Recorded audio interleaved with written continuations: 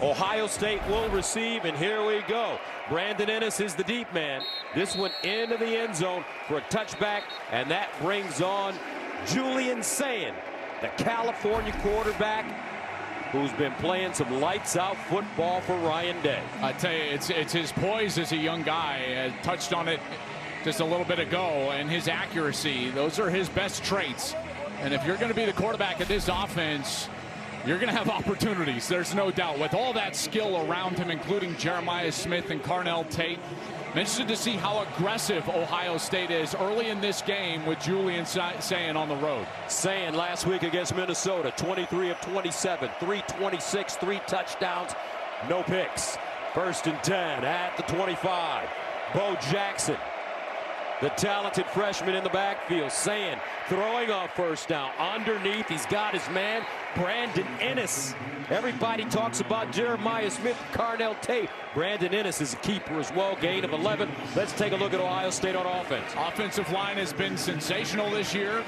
They have kept Julian Sayin clean, and then all the electricity on the outside, including the best player in America, Jeremiah Smith. And on 1st down, Bo Jackson, young man from Cleveland. Defensively for Illinois, here we go. Well, this defense has got a tall task ahead of them, and they're going to try to use a little bit of a different scheme today. Juice Clark, number 6 in the back end, is going to be following Jeremiah Smith around all day long. That is a matchup that we've got to pay attention to. And how much help will Illinois give Juice Clark over the top? Right now, he's in a one-on-one at the top of the screen. 2nd down and 8 at the 38-yard line. Sayin pulls it out. That ball deflected at the line of scrimmage, incomplete. And that'll bring up 3rd down and 8. And what Aaron Henry, the Illinois defensive coordinator, said to us, the most important thing, get off the field on 3rd down. Rosiak tipped that ball. 3rd down and 8. And they are fired up here in Champaign-Urbana.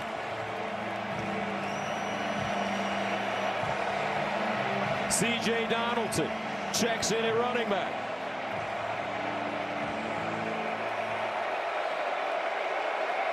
Sayin out of the gun with time underneath. Caught. Guess who? Jeremiah Smith. 1st down, Ohio State, gain of 18. They were double covering him out here, and yet he's still going to find the area in the middle of the field over here from the right side. You see him over the top, but he's able to get across the middle. Beautiful ball. Again, there's the accuracy, and it allows Jeremiah Smith to run right through that catch. So smooth for as big and athletic as he is, and it's a 1st down, Buckeyes. You're looking at the best player in college football. 7 catches, 67 yards, 2 touchdowns against the Gophers last week. From the 44, Jackson trying to sweep around the left side, and he gets crunched. Malachi Hood, no gain. Hey, this Illini defense, they've given up a lot of yards and points over the last couple of weeks to USC in a win, and even against Purdue in a win last week on the road. And they have got a tall task. One of the things they've got to do is disrupt the timing of Julian Sayin and get into his lap. It's tough to do against this offensive line, and you don't want to blitz because then you have one-on-ones on the outside. 2nd down and 10 at the 44. Opening series for the Buckeyes. Sayin takes his time, goes through his progressions, finds Carnell Tate. Tate coming off a huge game against Minnesota. 9 catches, 183. What you want to do is try to get the tight end, but watch as the linebacker for Illinois is going to catch the tight end. What do? You go to this side and throw that little curl route. It's a nice job from Julian Sayin getting to his 2nd read.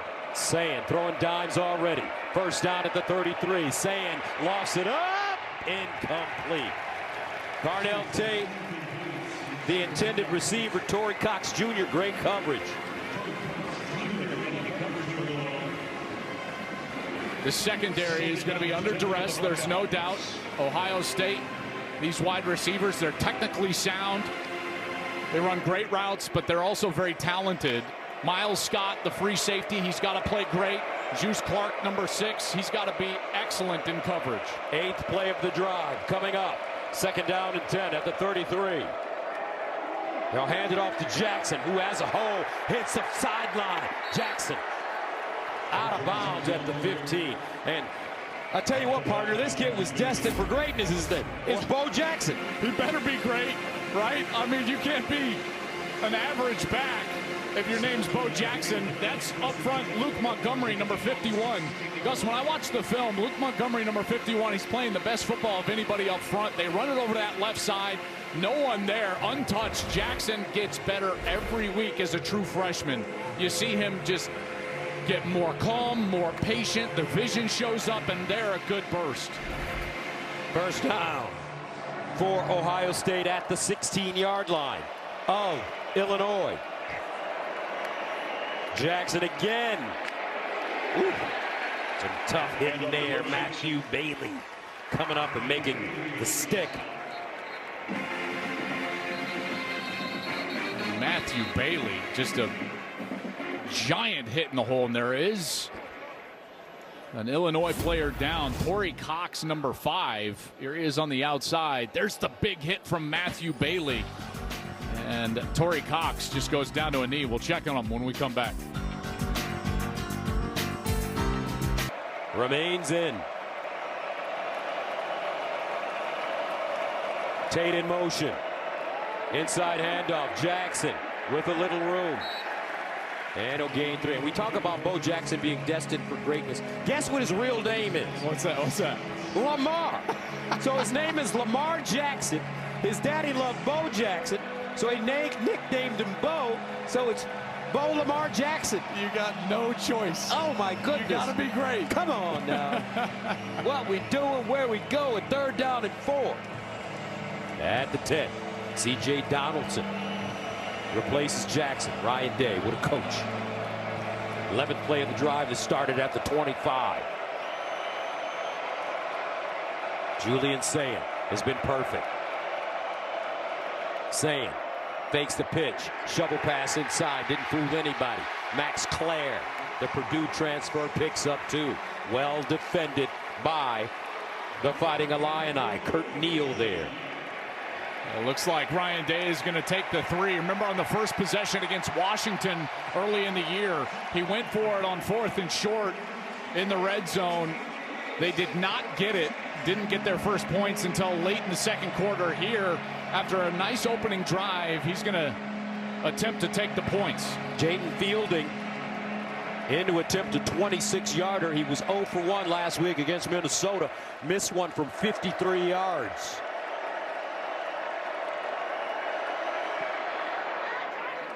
And it's good. Ohio State settles for the 3 points. They strike first blood. 3-0 Bucks. And the moment goes to Juice Williams and the Fighting Illini, who stunned the #1 Ohio State Buckeyes in 2007. It's Illinois' only win versus a top-ranked team since 1956. Coach B, Brett Bielema, what a job he's done.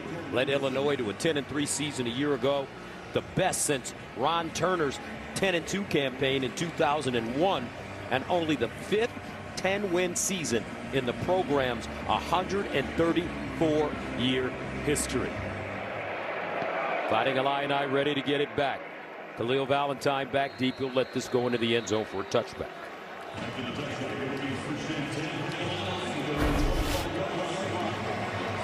Luke Altmyer playing some of the best football in the country. And Gus, his leadership is what has been so key after that poor performance against Indiana. The way that he's played the last couple of weeks, it gives the entire building confidence. And he's going to have to be great today. I think what's the most taxing thing about playing Ohio State is everything you've got to go through mentally as a quarterback. There's so many looks that this defense is going to give him.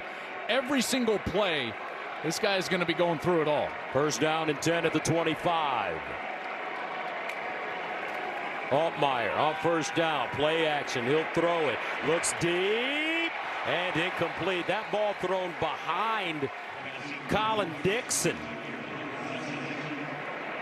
So let's take a look at the Illini offensively. Josh Kreutz did not play last week at center. He is back in there at center for the Illini. This offensive line did a lot better job protecting Luke Altmyer the last couple of weeks after giving up 7 sacks against Indiana. They've got to run the football well today. Second and 10 at the 25. Valentine remains in the game, and they'll hand it to him.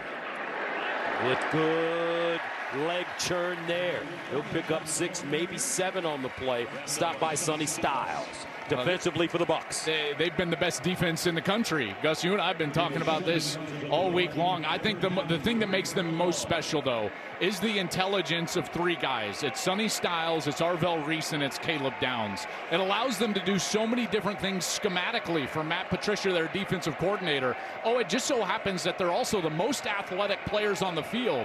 It's what makes them so difficult to attack. 3rd down and 3 at the 32. Empty backfield. Altmyer underneath. Has his man. That's Clement. He'll pick up the 1st down. Gaining 6. Nice combination over here on this left side. Couple of blocks up front. Igbenos in the corner. He got inside rather than staying outside. And Clement's able to pick up the 1st down before Styles can knock him out of bounds. 1st down at the 38 now for Illinois.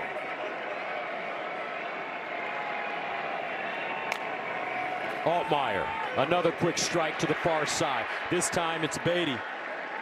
Hank Beatty coming off a monster game last week against Purdue. You know, there is an injury for Ohio State, not in this play, but coming into today, Lorenzo Styles, veteran safety, not in the lineup. So now it's going to be Jermaine Matthews, normally the starting corner, who's going to go into the nickel position in the slot, which means true freshman Devin Sanchez, number 6, is getting his first start out on the outside. 2nd down and 3 at the 45.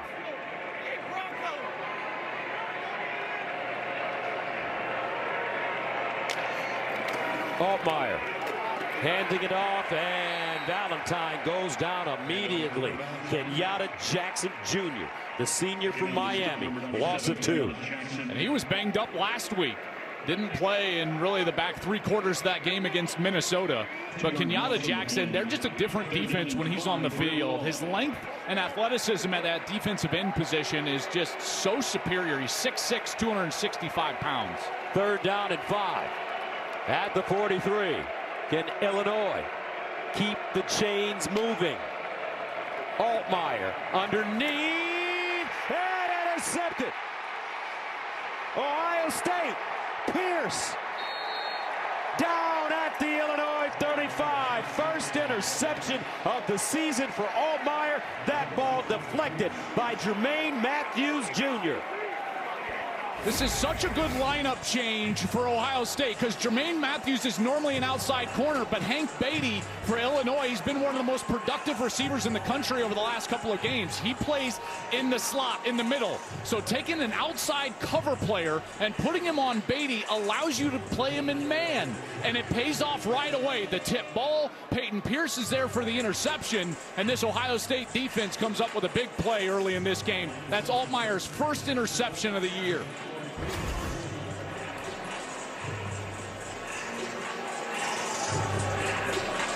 So the Buckeyes take over at the Illinois 35.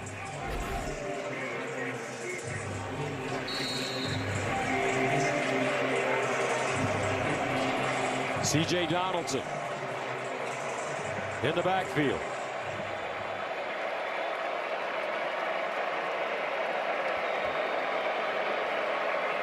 Sayin gives it to him. And he'll get through the hole, pick up about 5. Malachi Hood defensively. It's pretty evident this defense for Aaron Henry, the defensive coordinator of Illinois. They do not want to let these wide receivers get on top of them. So deep safety play, kind of a soft shell coverage there for Aaron Henry. Worried about Carnell Tate, worried about Jeremiah Smith. It means that the Buckeyes will be able to run the football here earlier in this game. 2nd down and 5 at the 30. Donaldson again, straight ahead, and smash mouth running for Ohio State. He'll gain 10. You watch, you're going to get these guys exiting out here. Watch these linebackers, they get out of here. And so what does that allow you to do? Great push by the offensive line. Not enough numbers to defend the run. If Illinois keeps wanting to drop those guys deep, Ohio State's going to be perfectly fine handing the football off to their big back, C.J. Donaldson. Under 6 to play in the 1st quarter. 1st down and 10 now at the 20 of Illinois for the national champions. Play fake. Saying. Rolls. Time. Sideline. Jeremiah Smith out of bounds at the 5. That's a gain of 13. Man, they look crisp on offense. I'll tell you, every single week, come out here and you're like, all right, is Ohio State going to have a letdown? We saw the letdown from Penn State at UCLA. We saw Texas play poorly at Florida. And you think, like, where's the trap game for Ryan Day? And they come out here, Gus, in the first quarter on the road against a very good Illinois team that's playing great football. And it looks like they just have not missed a beat. So crisp on offense. First down at the 7. Saying. Silent assassin, his high school coach calls him. And straight ahead, Peoples this time. And James Peoples, the sophomore from San Antonio, will gain 3. Bailey again defensively. I'll tell you, Bailey has made a couple of really good tackles right in there when it looked like there was some running room, and Bailey has stepped up and stopped these backs. You know, you wonder, they did not go for it on 4th down on that first possession. I wonder right now here on 2nd down if Ryan Day is thinking to himself, listen, we want to punch it in. Is this 4-down territory for Ohio State inside the 5? C.J. Donaldson returns, 2nd down and goal at the 4.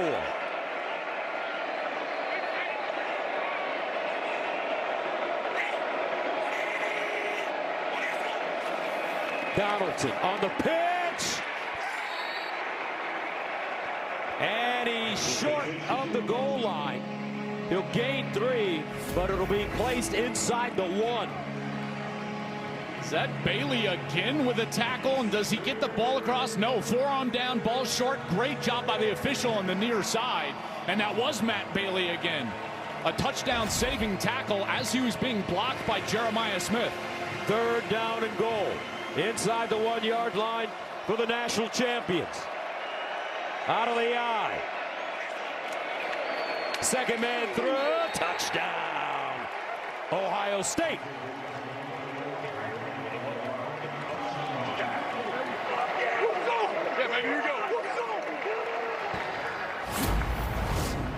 Check out the left side of this offensive line right here. You've got Austin Sarevelt, Luke Montgomery, moving people at the goal line. Great push. And that's what allows Donaldson to go in almost untouched into the end zone, and a nice early lead for these Buckeyes on the road. So Ohio State takes advantage of the Altmyer interception. Extra point is good for fielding. And with 3 minutes and 4. And the New England Patriots.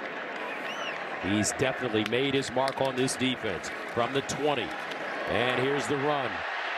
Laughery with space, and it'll be taken down by Igbinosun, but he'll gain 15.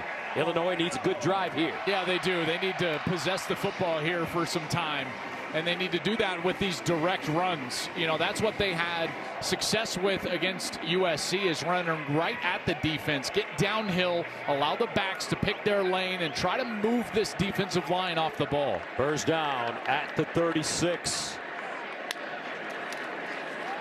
Play fake. Altmyer looking. Altmyer goes deep. Incomplete. Great coverage again by Igbinosun. Justin Bowick was the intended receiver. Fans wanted a flag. I think the fans have a case here, because as Igbinosun is down the field, look, he grabs Bowick's jersey and doesn't allow him to come back for the football. Igbinosun has been one of the most penalized players in college football over the last 2 years. In fact, last year he had 16 flags. Luke Altmyer in the backfield, he wanted a flag, wondering where it's at. I think they've got a case there. 2nd down and 10 at the 36.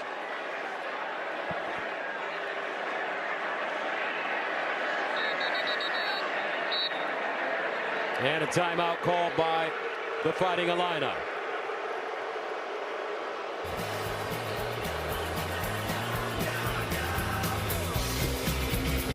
Your financial journey starts with your own ambitions, but that doesn't make it a solo mission. Money is a tool to help yourself and the ones you love the most. Saving up for your first home and setting up for your firstborn. Paying down debt and paying it forward when you can. At Thrivent, we help plan your finances for something bigger than money. Because sometimes all you need to make a difference is someone to help you make it happen. Thrivent, where money means more. During the break, Brett Bielema giving the officials a piece of his mind after that last play. Davison Igbinosun in coverage on Justin Bowick. Illinois felt like it should have been pass interference. I agree with that. But as it stands now, it's 2nd and long as no flag came out. And now they'll be behind the chains, Gus. After the 16 last year, he's been flagged just once this season. 2nd and 10 at the 36-yard line. Delayed handoff, Laughery. And he's dragged down behind the line of scrimmage. He'll get to the line of scrimmage. No gain. Nicely done. Tywone Malone. Tywone Malone has really come on the last few weeks. In fact, he's and Caden McDonald make up that defensive tackle core. They've been very good for Matt Patricia. And Matt Patricia will say those tackles are actually the key to the defense. Tywone Malone, 309. Caden McDonald, 326. 3rd down and 10 at the 26. And incomplete. That one over the head of Hank Beatty. And the Illini will have to punt it away. Well, he had him there. Beatty had a step, and he had a hole in that defense over there on the left side.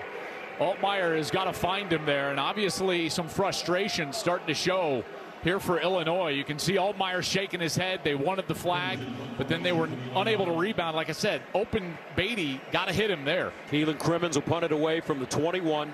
And back deep, Brandon Ennis standing at the 20. Crimmins, Aussie punter.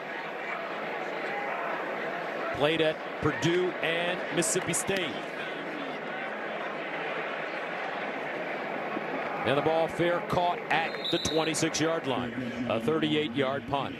Tomorrow, the ALCS begins on Fox as Cal Raleigh, the big dumper. And the Mariners look to steal Game 1 in Toronto against Red Hot Vlad Jr. and the Blue Jays. Game 1 of the ALCS coverage begins tomorrow at 7 Eastern on Fox. I just have to say, I've got a tear in my beer. Oh, buddy. That was a tough one last night, wasn't it? Yeah. Our director, Rich Dewey, is from Seattle. You're from Detroit. There might have been $1 on the line. Yeah, I owe money. I definitely owe money. 1st down and 10 at the 27. Jeremiah Smith lines up in the Wildcat formation. No. They fired out wide to Smith, who lined up in the backfield, and that's incomplete. Miscommunication there between Sayin and Smith. That's a play that can either be a run on the interior, or they can throw that little wide receiver screen out on the outside. I think Smith was expecting him to hand that football off based on the amount of defense that moved outside with him. Maybe Julian just didn't see it. 2nd and 10 at the 27. Now James Peoples re-enters the game as the pistol back. Peoples makes the first man miss, and he has to fight to get across the line of scrimmage. Joe Barna brings him to the turf. He'll gain 1. Well, these are the opportunities you got to take advantage of. And you can't allow Julian Sayin to just sit back and scan the field. When he's protected, he's just been surgical this year. And so who's the guy that's going to put pressure on the quarterback? It's got to be Gabe Akis, number 17. He's their best defender. He's their best pass rusher. He's got to show up right now and put some pressure on the quarterback. Jeremiah Smith lines up as the wide receiver at the bottom of your screen. Sayin looks the other side and caught Carnell Tate. That's a gain of 11 on 3rd and 9. Did he get that foot down? Control, oh yeah, 2 feet. That's an NFL catch right there for a guy that'll be playing on Sundays. I'll tell you what, this guy, he had a breakout game last week. Gus, here's the thing. We talk about Jeremiah Smith, and rightly so. Number 17, that's also a first-round player out there. He is so good on the other side of Smith. First-round player, first-round person. 1st down and 10 at the 39. Over the middle, and they hit the tight end, Max Clare. Here's a look at our reliable performer, sponsored by AT&T Business. Reliability that you can count on. And Gus, you said it, not only as a player but as a person. It's Carnell Tate. 6 catches of 40 yards or more. That's tied for most in college football. Breakout game last week against Minnesota. And he's a guy that could take this thing by storm. 86 was covered in formation, went down and caught the pass. It's a 5-yard penalty from the previous spot. Includes a loss of down, 2nd down. Yeah, there was a late flag on the formation there on the last play. And they said Max Clare, the tight end, number 86, was covered up. That means there was a wide receiver that was on the line of scrimmage rather than off the line of scrimmage.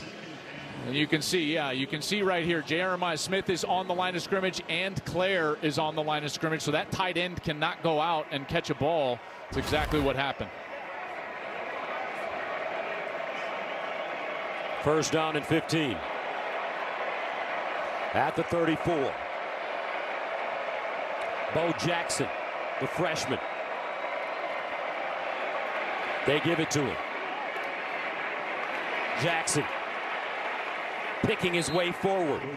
And he'll pick up 11. Here you go, right here,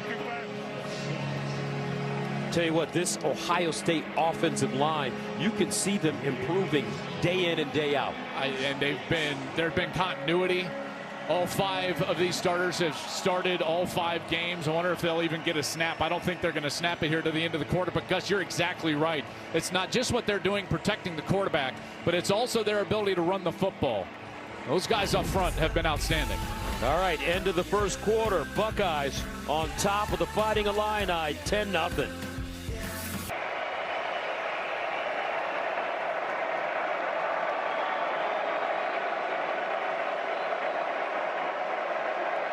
Saying, lofts it up, sideline, Jeremiah, and he's got it at the 22-yard line.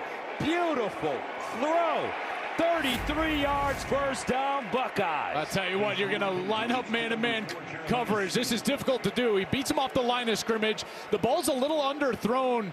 Does he keep that in possession all the way through? Looks like it was coming loose, but look, and this guy is just so good. It doesn't matter, single coverage, double coverage. They are going to take a look at this because you can see that ball was starting to come loose as he was going down. That ruling is under further review. Remember, he's got to control that through the process of going to the ground, and as you can see, that ball was starting to come loose over the right shoulder. With the contact from the safety, there's Juice Clark. He goes up.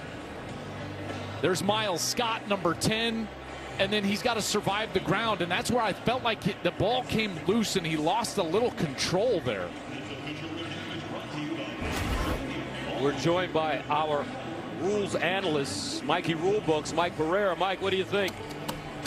Yeah, it's really an interesting one, Gus, because yes, he goes to the ground and the ball does move, all right? It does move. Did he lose total possession, or did he lose the total possession when the defender knocked it out after he rolled over? You know, you look at it and say ruled on the field catch. Is there enough to turn it over? I'm really not sure at this point. Watch here. Yes, the ball's going to move, but it doesn't get stripped away really till there. Very close call. I'd love to see him stay with this. So you say no catch, Joe? I'd say whatever you say. Come on. You've been the expert this Come year. on. You have. I know. I wanted Gus to go first. Yeah, exactly. Exactly. I'm going to say it's a catch. And Illinois is saying it's not a catch. Well, if you say it's a catch, I say it's get a out catch. of here, man. You're not making it fun. By the way, folks, I'm up 2-0. That's right. This season. That's right. I've lost $2. Jeremiah Smith, what a great route, great catch. They always brag about his route running ability, but what I'm seeing, partner, Julian Saying throws a soft, almost like Joe Montana ball. Yeah, he's hyper accurate. You know, and this is a guy that gets better every single week. Now that ball was just a touch underthrown, which is what allowed Juice Clark to get back in phase, it's called, and get up there and knock that ball away. And it does look like by the reaction, the officials are starting to run back the other direction. I think this one might go the other way. I'm going to say no catch, Gus. I owe you $1, brother. But Illinois, they will take it After reviewing the play, number 4 did not maintain control through the process of the catch. Therefore, by rule, it is an incomplete pass. The ball will return to the previous spot where it will be 4th down. So close. You know, if he would have had his hands on it, but it was kind of secure in his forearms and slips away. So close. Good coverage there from Juice Clark. And that wipes out a 33-yard gain. So Joe McGuire, the junior from Melbourne, Australia as well, in the punt from the 30. Hank Beatty back deep at the 10. McGuire, hand over in. Fair caught at the 16. A 38-yard punt. The Pacific Life game summary is sponsored by Pacific Life, building confident futures for nearly 160 years. Well, the first quarter has been all Buckeyes. Julian Sands, 6 of 10 for 66 yards. They've run the football well for 59. That's the most they've had in the first quarter all season. And Luke Altmyer, his first interception of the year, he's only 2 of 6 for 13 yards. We'll see if Illinois can get something going on this offensive possession. It is tough sledding against what has become the most dominant defense in the sport. First down at the 16. Caden Fagan checks in. Fagan has been nursing an upper body injury and almost another pick. Collin Dixon, target. Igbinosun defensively, and there's a flag on the play.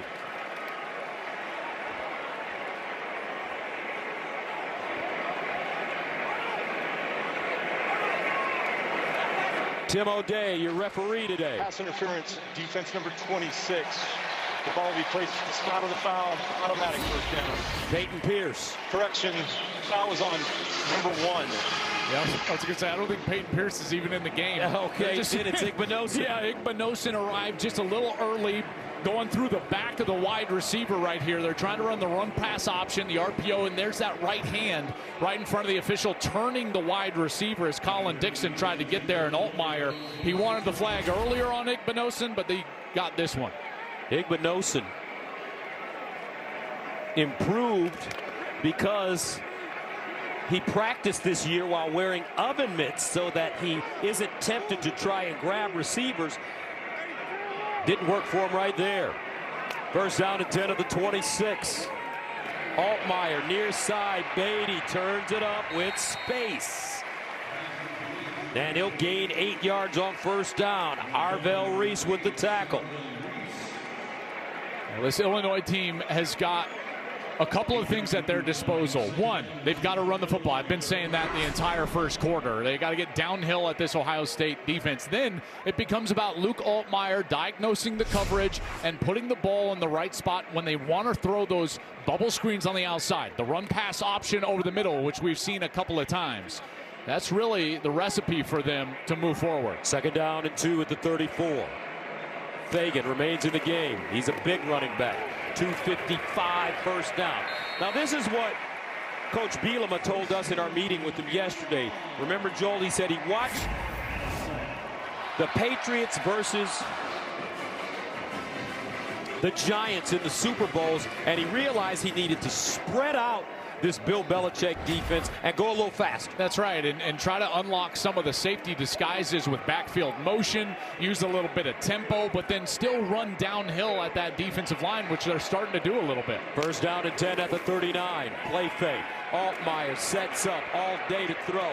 Checks it to the far side. He's got Beatty, and Beatty, nice yards after the catch, gains 8 on first down. Tackled by Devin Sanchez. Yeah, great job by Altmyer. Watch, he's going to start all the way on his left and work the entire field. Here he goes. He's left, and now he's going to get all the way back over to the right side to his outlet, Hank Beatty, who makes a nice move, but got hit hard as Tywan Malone started coming from the interior of that defense. There's his eyes. Look at that. 1, 2, 3, and now 4. There's the outlet, and he's got time to do it. The offensive line doing a nice job in front. Last week against Purdue, Beatty, 5 catches, 186 yards, and a touchdown. Second down and 2 at the 47.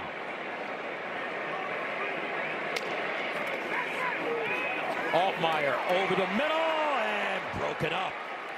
He had his target, Hudson Clement, but Igmanosin, Johnny on the spot again. This is difficult to do. He's reading the run on the left side, but then he's got to come back and throw the ball on the right side. That one was on the money in a shoebox. The problem is that the coverage is so tight from these defensive backs, and it's got Luke Altmyer a bit frustrated in the backfield. A lot of tipped balls already. 3rd and 2 at the 47. And they'll run it and will not get it. Jordan Anderson this time. And he stopped by Sonny Styles. Oh, man, do you go for this right here? I think that you do, gotta. don't you? Yes. You know, there's a time to be aggressive, and this is it. Down 10, second quarter, and they put the big back in, so number 3 checks back in. Gus Caden Fagan, you already mentioned, he's 6'3", 255 in the backfield. Remember, Luke Altmyer, he's like a point guard as a quarterback. He's got great wheels. And watch for the hard clap, too, to try to draw him offside. 4th down and 2 at the 47.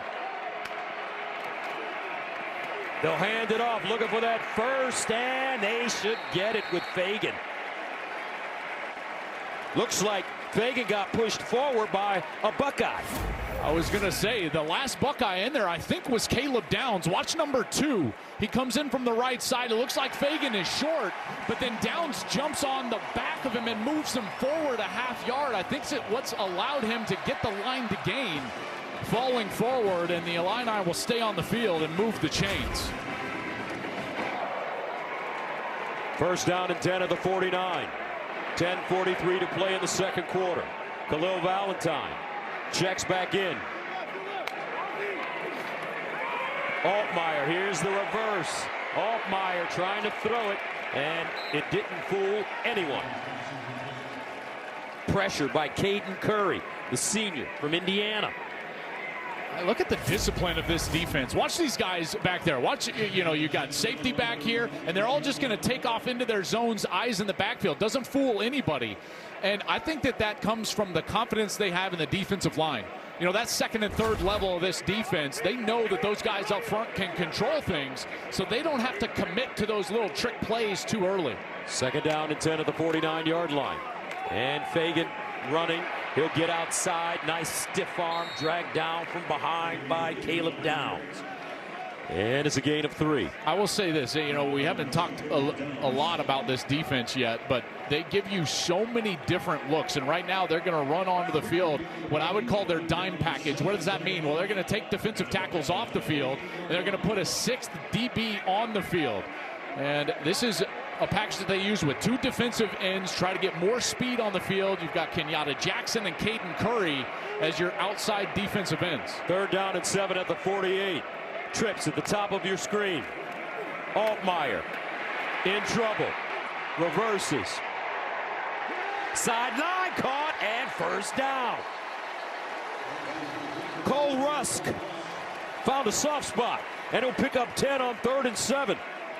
I tell you what, Caden Fagan did a great job picking up that blitz and allowed Altmyer to get out to the left side. But look, oh, he stepped on the down. field, the receiver is forced out of bounds, came back on his own, legally caught the ball, 1st down. Igmanosin pushes him out. He can reestablish. Rusk steps right back in. He's a transfer from Murray State, was here last year but didn't play because of a knee injury. That's a big catch right there on a 3rd down. 6'5", 250. From Rock Island, Illinois. 1st down.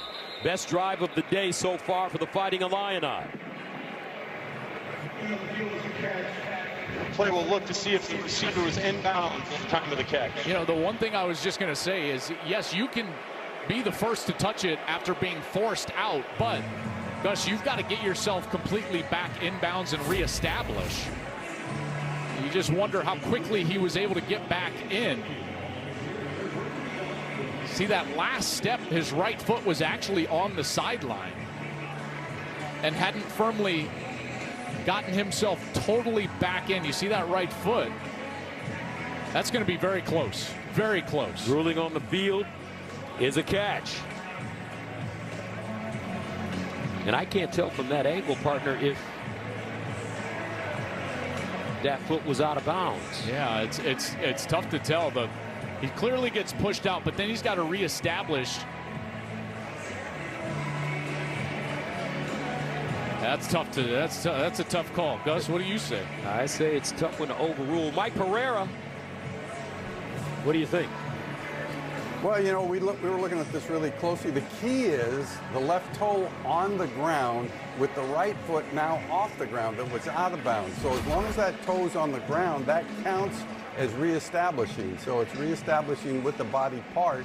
And I think, again, the fact that it was ruled a catch, and again, look at the out of bounds thing. He was forced out of bounds. So then he can come back in and reestablish. I don't think they can change this. After reviewing the play, the receiver's right foot was out of bounds when he jumped to catch the ball. By rule, that makes it an incomplete pass. The ball's returned to the previous spot where it will be fourth down.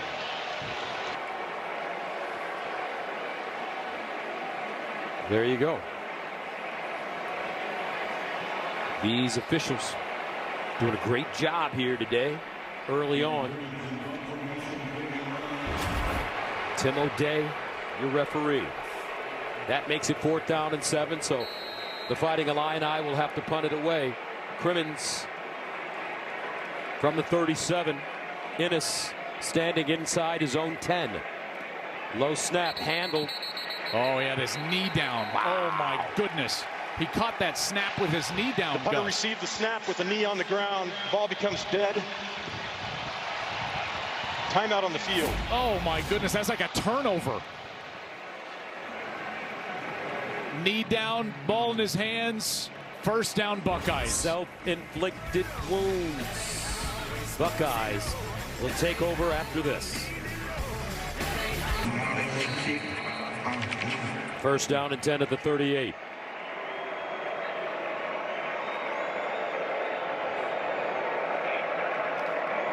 Play fake. Saying he'll take a shot. Sideline. Caught. Claire. And a first down. Let's go back to Mike Pereira. Yeah, hey, Gus, let's take a look at that sideline catch again that we had in that last drive and the notion of reestablishing back in bounds. Just in talking about this, here's their philosophy on this. When it comes to reestablishing and you're jumping from out of bounds, what toe is on the ground first as opposed to the one that was still on the ground behind? They're not going to differentiate that. So if you're jumping from out of bounds to inbound, you have to clearly establish with the foot completely out of inbounds before you actually have a catch. All right, thank you, Mike. Saying again now to throw it. Saying guns it underneath, caught, and a first down for Carnell Tate. Gus, this is what I love about watching these wide receivers and Carnell Tate.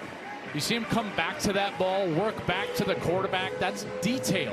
You know, it's not just the talent and athleticism that makes you a great wide receiver. It's the attention to detail, and that was evidence on that last play. First down and 10 at the Illinois 17. Handing it off, Jackson. Not a lot. As James Thompson Jr.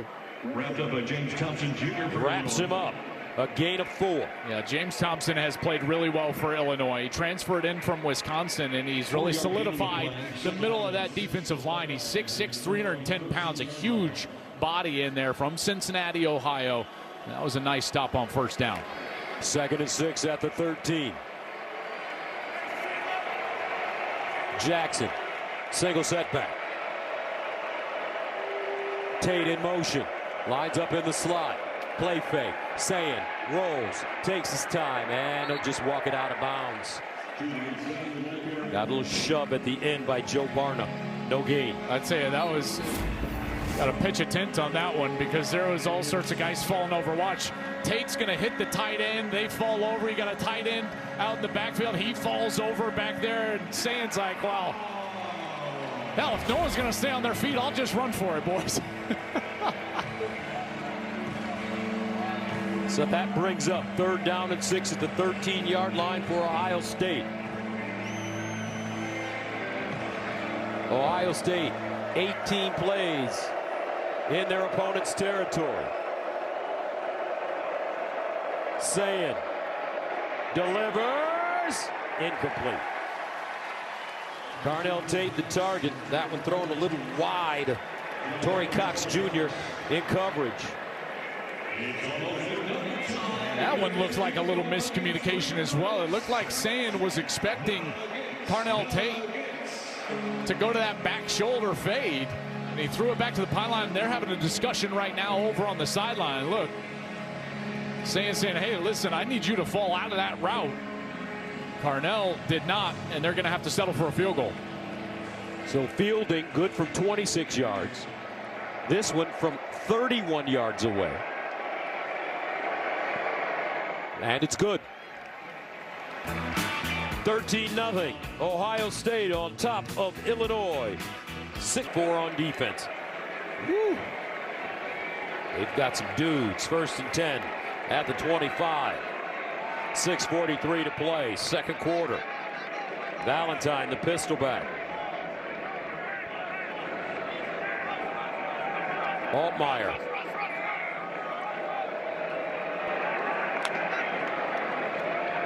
Altmyer hands it off to Valentine. He'll cross the line of scrimmage and gain a yard.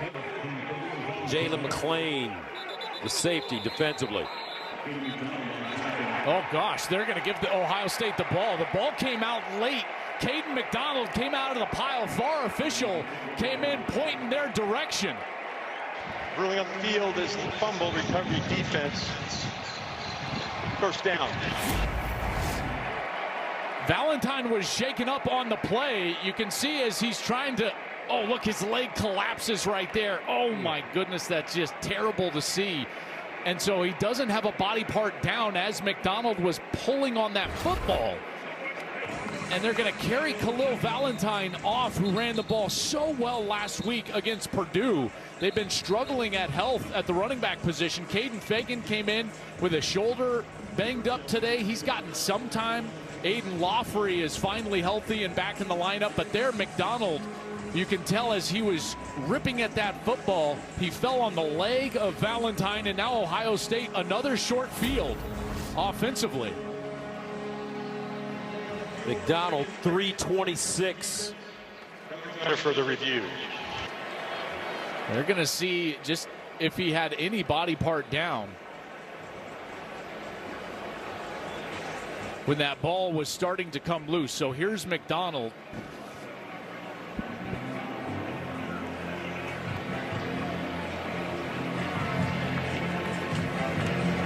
I mean, it's tough. I mean, you feel for Khalil Valentine in that position. I mean, what a terrible position to be in.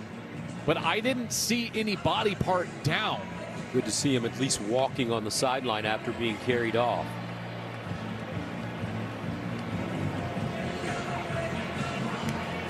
It's great news that he is walking, because that did not look good. And as you mentioned, partner, it's not like that's just a defensive back. I mean, Caden McDonald is a big human being. Yes. 326, as you said.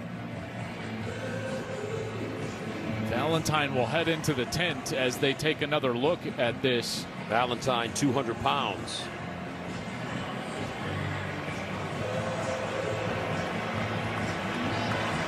You know, it was so late. I thought that maybe progress would have been ruled stopped, but that was not ruled on the field.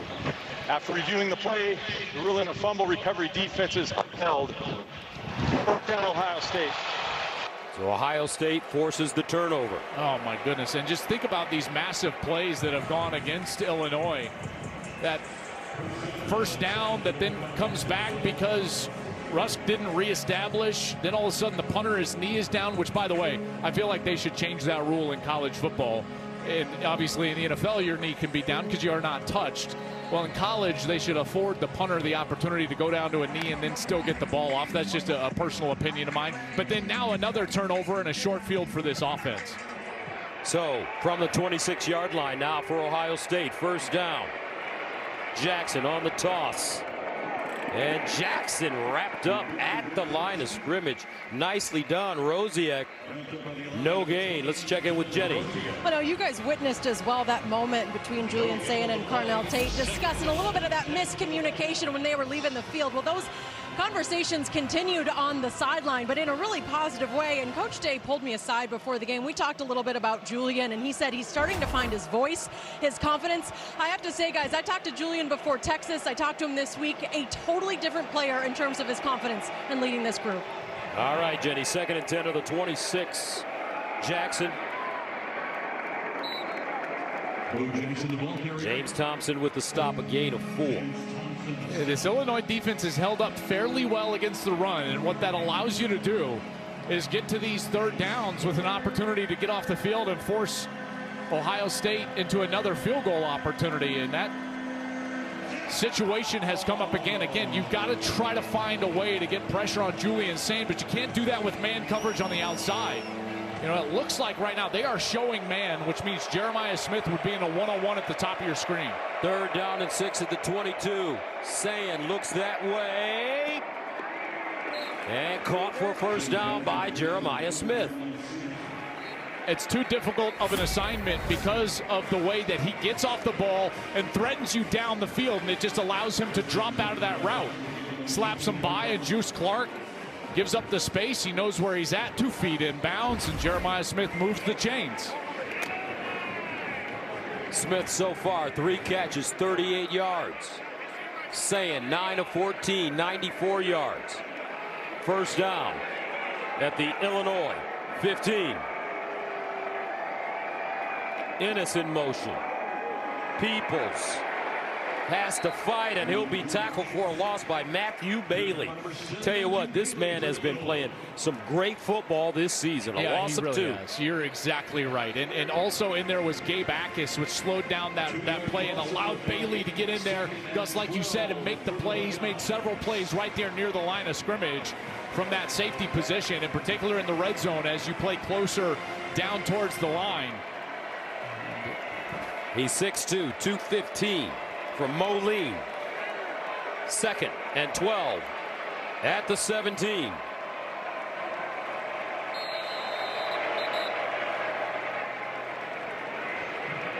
Short timeout, Ohio State for 1st and a half. And a timeout called by Ohio State. Buckeyes on top of the Fighting Illini, 13-0. Under 4 minutes to play here in the 2nd quarter from Champaign. You know, if there's hopefully Valentine is okay.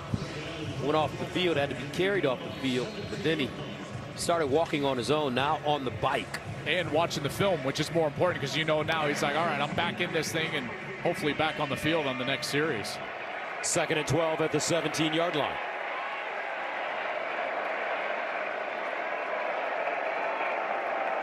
Sain with time, ball deflected, or swung out rather to Jackson. He dives.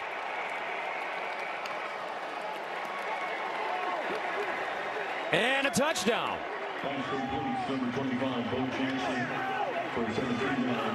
It ended up being almost a screen on the outside. He's going through his progression, but because it took so long, look, he had a lead blocker in there. That's Max Clare. And as long as he stayed in, oh yeah, in the air, ball over the pylon, and Bo is in the end zone. Great job by Julian Sain, just surveying the field, getting all the way over to his last man in the progression. And like I said, it almost acted like a screen because the tight end was out in front as a lead blocker. A 17-yard touchdown grab by Bo Jackson. Ohio State takes a 19-0 lead as Fielding comes in to attempt the extra point.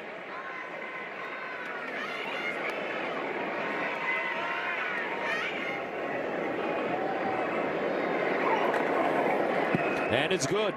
5 plays covering 26 yards. They scored 2 minutes and 50 seconds. 20-0. National champions. Travion was great. Travion ran for over 1,000 yards as a true freshman, I believe. Okay, so maybe we'll get one right this week. 1st and 10 of the 25. And a flag on the play. False start. Offense, number 64.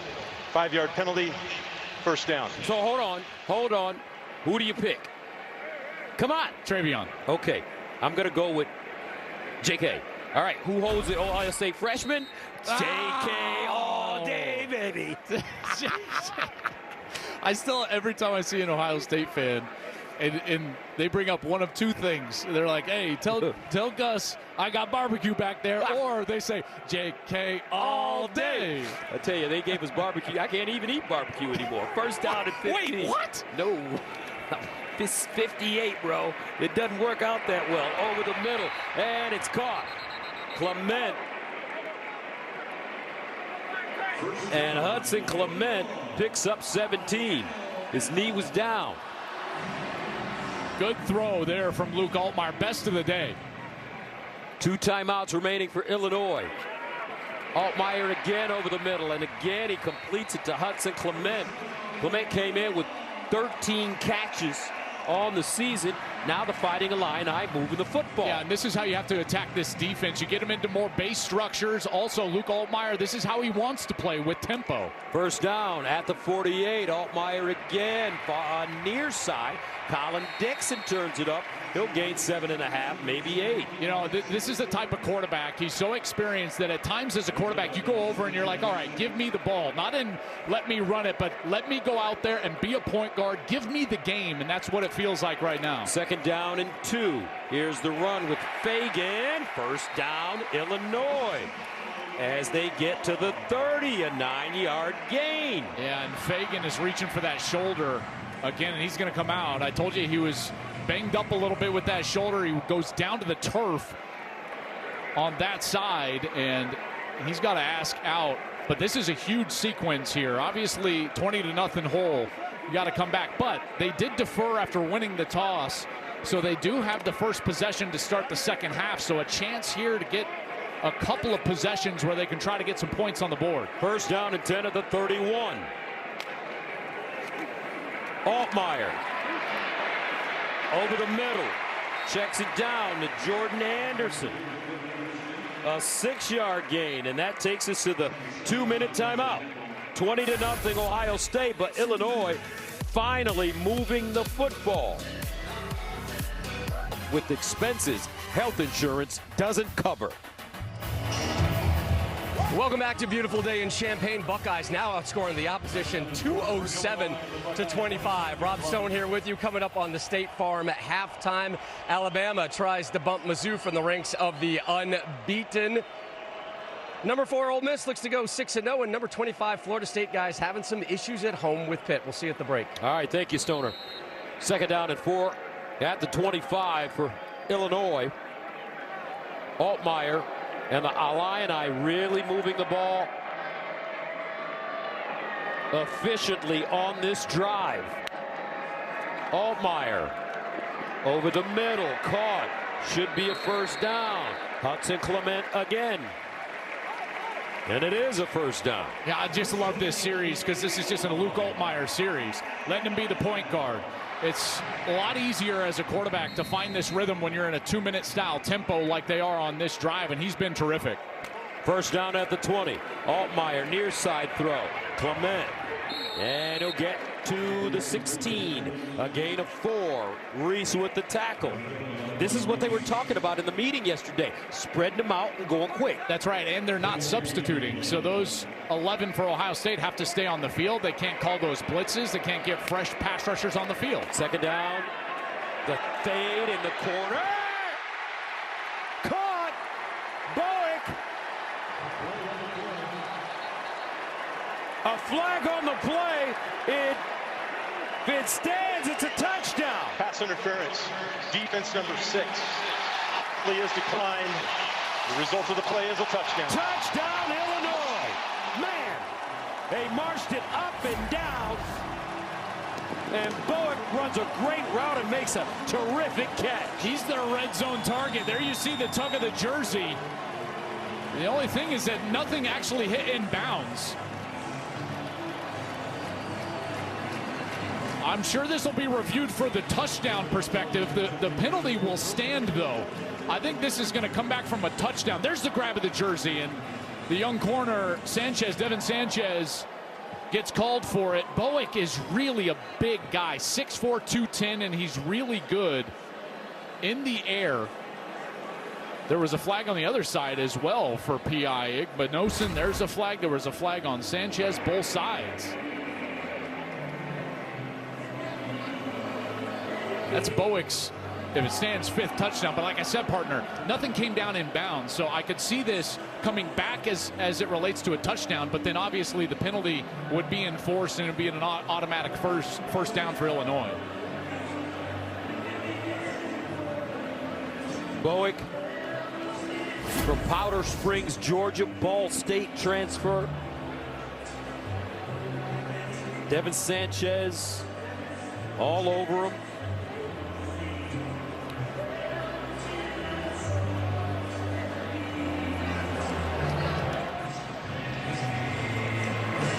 He has been their red zone guy. You know, not a lot of catches in the middle of the field. After reviewing the play, the receiver did not come down in bounds. Therefore, the pass was incomplete. However, the pass interference on defense number 6 will now be enforced. It will be placed at the 2-yard line with an automatic first down. Please reset the game clock to 1 minute and 24 seconds. 1:24, please. Thank you. Devin Sanchez is a really long, good-looking young corner. He's 6'2", 198, but having to start today because Lorenzo Styles is out for the defense. And now Illinois will do something that no one's been able to do really in a couple of years, which is punch the ball in from inside the 5 against this Ohio State defense. Remember, think about this. 4 weeks ago today, Ohio State gave up its last touchdown to Ohio. First down and goal at the 2. Fagan, the deep Mac, in the eye with the tender shoulder. Play fake. Altmyer scrambles, turns it up. Oh, what a tackle. Caden Curry is 260. And he tracked down Luke Altmyer in space. A loss of 2. What an incredible effort by Caden Curry there. It looked like Luke Altmyer was going to get the edge, and then Curry is able to get outside and just trip him up. You know, you talk with opposing offensive coaches, and they will constantly say, well, they were great inside the 5 last year as well, but they're more multiple in terms of the fronts that they run. So they cause the offensive line fits in terms of recognition, and they also disguise in the back end, similar to what an NFL team would do. Let's see if Illinois can punch it in. 2nd and goal from the 4. 2 timeouts. 1:18. Altmyer pulls it out underneath, and they stop him again. Laughery just body slammed by Taiwan Malone Jr. Taiwan Malone looks like a ballerina here. Watch, he's going to turn himself all the way around, spin, and just grab him and say, no, you come here. And he stops him at the 1-yard line. Look, Malone's looking way outside, and then Laughery falls in his lap. He spins him down to the ground. Altmyer was in the background with his hands in the air. He thought they had a touchdown. Gus, it's remarkable how well they play defense inside the 5-yard line. It's crazy. And this dates back to last year. Yes. Jim Knowles was the defensive coordinator, who's now at Penn State. 3rd down and goal at the 1. And you wonder, with all of that success that they've had, is it 4-down territory?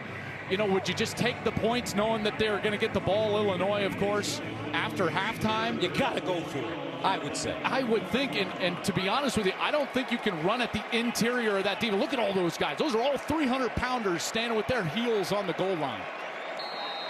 Altmyer facing a 3rd down and goal at the 1. Jordan Anderson checks in at running back. And some movement on the right side of the Illinois offensive line. Wow. A false start coming up. False start. Offense number 86. 5-yard penalty. Down. It's Christian Abney, the far side tight end. And Altmyer's not even giving a cadence. And you can see some frustration. That's Melvin Priestley, number 58. Giving Abney the business there as Kenyatta Jackson says move him back 5, and now it becomes even more difficult. I think this has got to be a throwdown now. You can't run the football from the 6-yard line at this defensive front. Altmyer 7 for 7 on this drive. They've gotten so close 3rd down and goal at the 6. I think you might want to run the quarterback on the edge, try to get him in some sort of zone read with a lead blocker in front of him. Laughery checks in. Altmyer in the corner, back shoulder, incomplete. Igbinosun defensively. No flag. And that brings up 4th and goal. That ball needed to be thrown higher from Luke Altmyer. You see Igbinosun never turns around, gets away with some contact, but the ball is so low. That's got to go up high. He didn't play the ball. Should that be a penalty? Well, only if there's contact through the man that's forceful enough to keep him from making a play on the ball.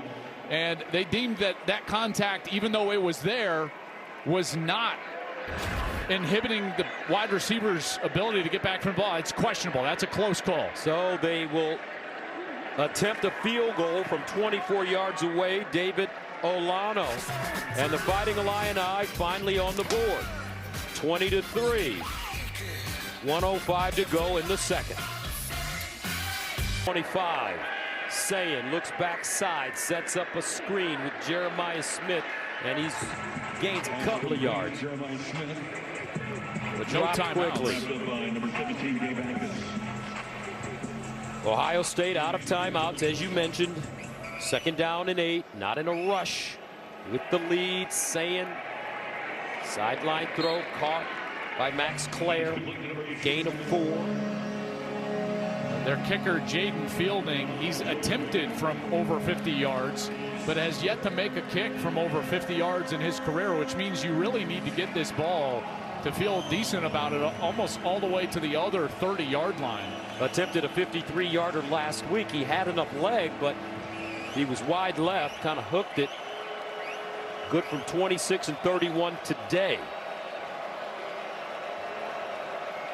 3rd and 4. Sayin looking over the middle and knocked down. Great defense this time by guess who? Matthew Bailey. What a half he's had. So now Ohio State will punt. Illinois with 2 timeouts left, and they've got a red-hot kicker. Great job by Bailey, staying close to Clare and then not contacting him as he goes up and over the top to bat that ball away. David Olano last week against Purdue was 5 for 5. Remember, he kicked the game winner against USC a couple of weeks ago right here. Joe McGuire needs a good punt from his 16. And Hank Beatty is the deep man. He was an honorable mention All-America a year ago, Beatty, as a punt returner. Delay game, kicking team, 5-yard penalty, 4th down. So they'll back it up 5 more yards. Illinois with a chance to maybe get some good field position. Yeah, and maybe do you come after this one? Do you come after your best punt block right here, or do you allow Beatty to try to give you good field position? Now that you backed him up 5, Beatty's going to have an opportunity to get this ball to about the 40-45-yard line with a good return. Talked to Olano yesterday. He said in ideal conditions, he thinks he can hit one from 65.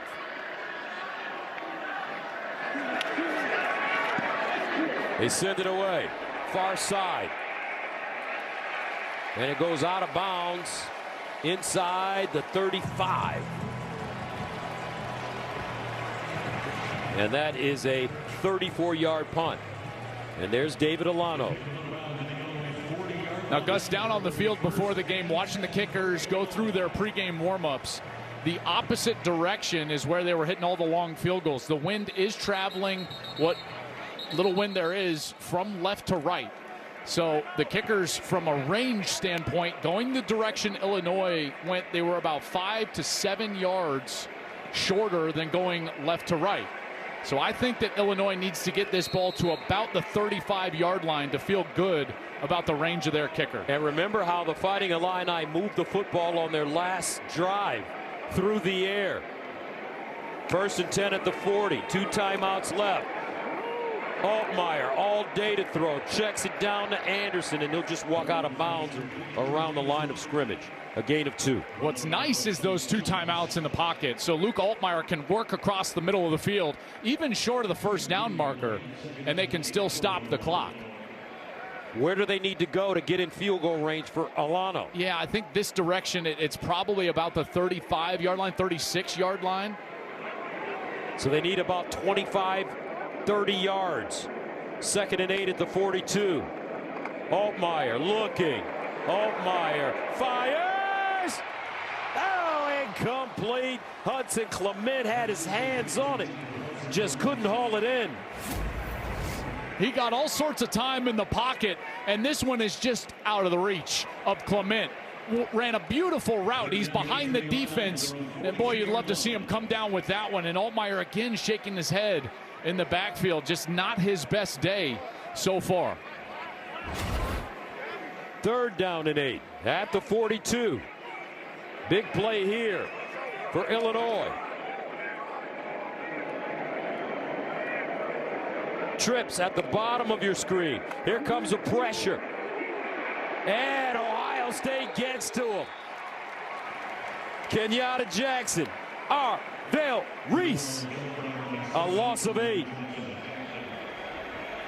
And they'll just let it run down and go to half. I tell you, Arvell Reese came like a bullet off of that left side of the defense, right through the tackle for the sack. This guy, woo.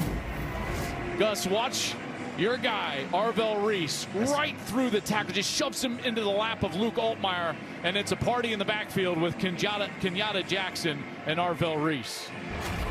Illinois will get the ball in the 2nd half to start, but that's the end of the first. Ohio State, when they're up, pretty tough.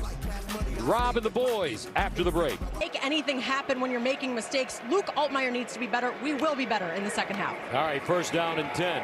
And Altmyer handing it off to Laughery. And Sonny Styles there for the tackle, gain of 2. This was going into the half, and that's the far side official. It's Nicole Randolph. And he was upset at some of those non-pass interference calls, in particular down in that red zone stop, and he was highly frustrated walking in at halftime. 2nd down and 8 at the 27. Altmyer out of the shotgun. Altmyer over the middle, and a nice ball. Nice catch, Hank Beatty again. So there's some room. He gains 13. 1st down, Illinois. If you're going to throw the ball on this defense, one, you got to protect. And the offensive line has done a decent job of that today. Not perfect, but decent. And then you got to attack the seams of the defense. They get there quickly. 1st and 10 at the 40. Laughery down the sideline, out of bounds at the Ohio State 40. Jalen McClain ushers him out of bounds after a 23-yard carry. I love that formation. They had all the wide receivers over to the top side of the screen. No defender. All the defense went over that direction, and Ohio State was outmanned. 1st down from the 37. Altmyer fires deep. Altmyer sideline, no. Igbinosun in coverage on Collin Dixon. I just love how physical Igbinosun is. He's 6'2", 195. Yeah, long corner. Comes back for his senior year, and he's always going to have hands on the wide receiver. And you can see they're looking back. Collin Dixon wants a flag right there. But you know, you go against number 1, he is going to be physical. He is not going to allow you to just run down the field. And again, shaking of the heads, and they're getting the boos out here from the crowd. And if you hold every play, they can't call it every play. 2nd and 10 at the 37. Good strategy. Here's Altmyer under pressure and just throws it away. Nobody near the football. Kenyatta Jackson with pressure. Look at this defense adjust. Watch all these defenders. They're trying to flood the zone over this way with all of the motion and then the wheel out of the backfield, but the defense was on them. It was man coverage. Again, Matt Patricia switching things up. Call them, they think they're going to be in that zone, and then Altmyer ultimately takes a hit from Kenyatta Jackson. It's just scary with Coach Patricia doing what he's doing with the defense, and it's just his 1st year. Can you imagine in the next couple of years? 3rd and 10. Altmyer delivers. Caught. 1st down. Illinois. Collin Dixon.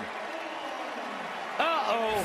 Illini They're starting to get their confidence. They really are. And again, it's the ability to attack that deep middle of the field. When they're in zone coverage, that's exactly where you have to attack them. There are holes in that zone over the middle. That's where Altmyer needs to attack. Gain of 17. Altmyer again. Quick strike this time. And it's Rusk. And he's close to a first down. Caleb Downs with the tackle. Remember what Coach Bielema said. He went back and watched the Super Bowls. When the Giants beat the Patriots, spread them out and go fast. That's right. That's exactly what they're doing, and they're having success. 2nd and 1. Here's a handoff. Fagan. A gain of 2. But now, Gus, it changes. Why? Because the field shrinks, and you're inside of this red zone where Ohio State has been so good. They've got to try to get somebody open on the outside, a pick play or a matchup that they like. 1st down and goal at the 9. Fagan with some room, dragged down by Arvell Reese.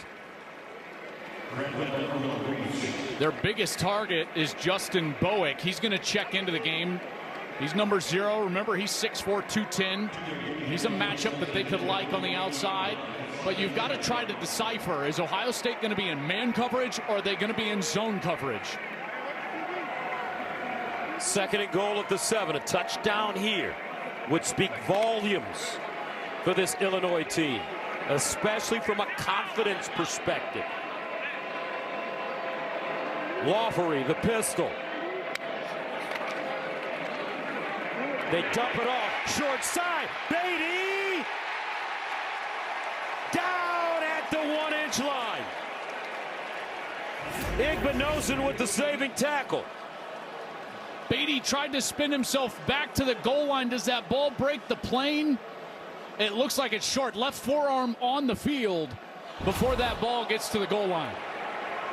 3rd down, goal from the 1. Can Illinois get in? Altmyer pulls it out. Spins! And he doesn't get in.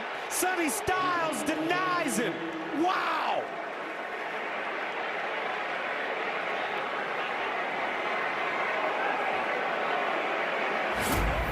This is unbelievable. Altmyer's protecting the football. Does that ball get in? He's trying to spin. It's in his right hand. It didn't.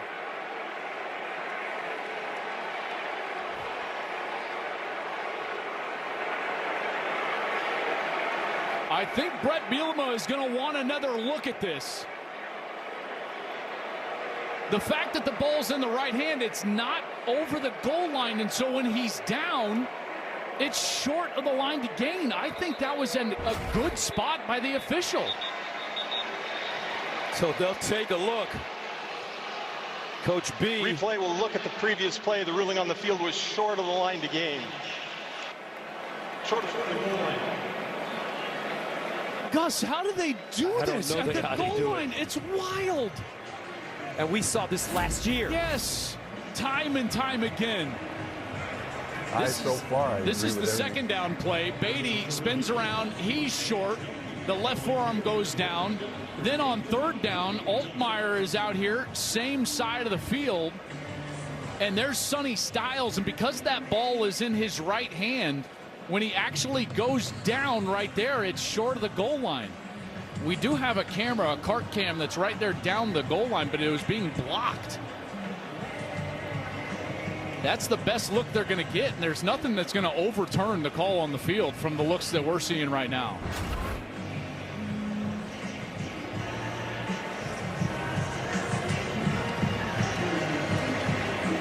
This is remarkable. I've just never seen anything like it. This amount of sustained success defensively at the goal line. Don't you have to go for this? I mean, I know it's like, well, don't you? 20-6, who cares? Still 2 possessions. 4th down and goal at the 1. After reviewing the play, the ruling on the field is upheld. 4th down. You got to go. I think you do.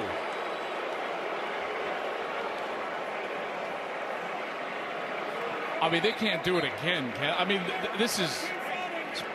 I would get in the same formation. I would send 3 wide receivers over to the right side. And I would let Luke Altmyer, kind of like the third down play, have some sort of quarterback read in the run game, maybe even lead a tight end in front of him. Cannot false start. They did that last time they were in this situation. All right, here we go. 4th down and goal.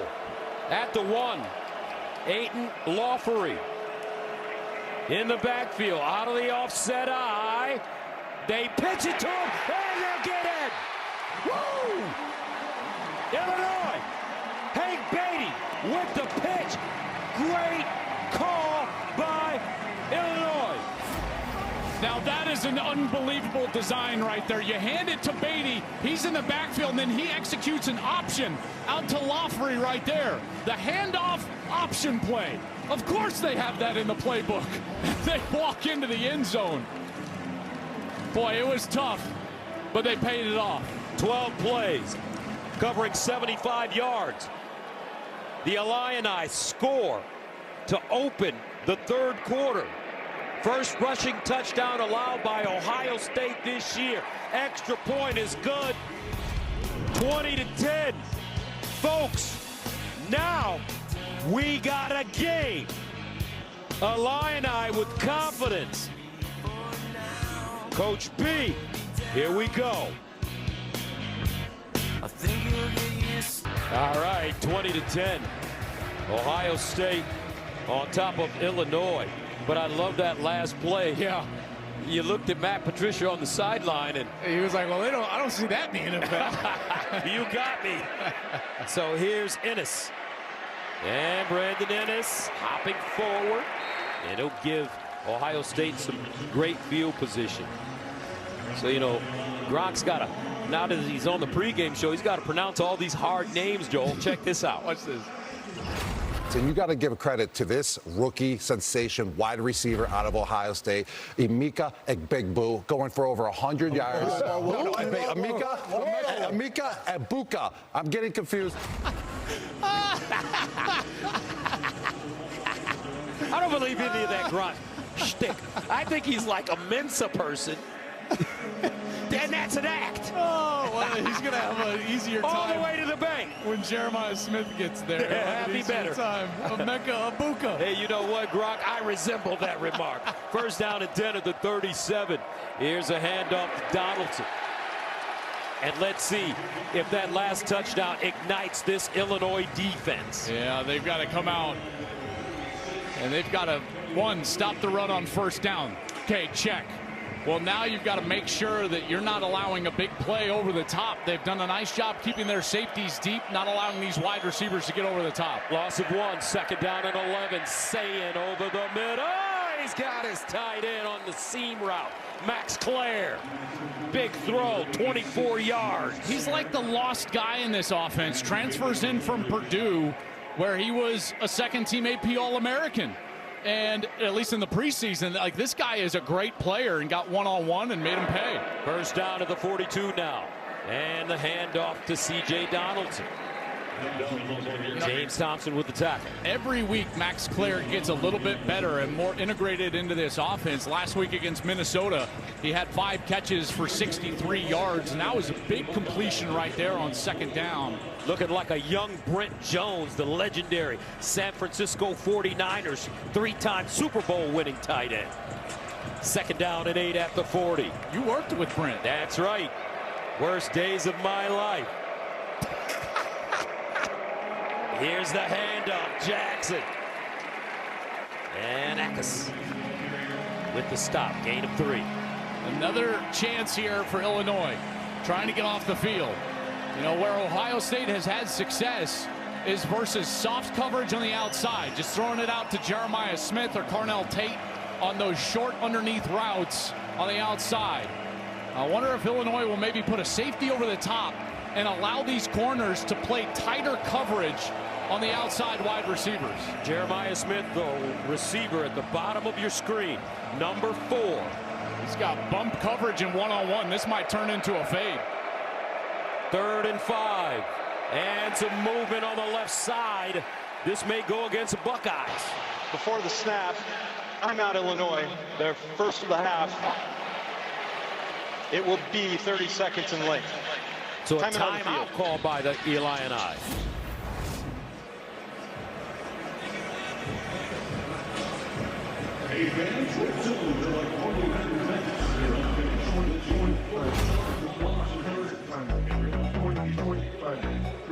Illinois showing some signs. Ohio State faced with 3rd down and 5 right now. Can the Illini get off the field is the question. You know, I wonder if this would be 4-down territory. They're right on the edge of Jaden Fielding's range, the field goal kicker for Ohio State. So I wonder if they would have 2 snaps here to try to move the chains. 3rd down 5 at the 37. Smith at the bottom of your screen. And some movement up front. Akis jumped. Offside. Defense number 17. 5-yard penalty. 3rd down. Man, that's just a huge mistake. Okay, watch the left guard. The left guard is Carson Hinsman. He taps the center, and then everyone's expecting the quick snap right there. But they hold it for a beat, and then Sarabel, the left tackle, he steps out in order to make sure that the call is made right there, and Akis can't get back into position. And now it makes it a 3rd and 1, and I would certainly think now it's a 4-down territory. You got 2 snaps here to get this 1 yard.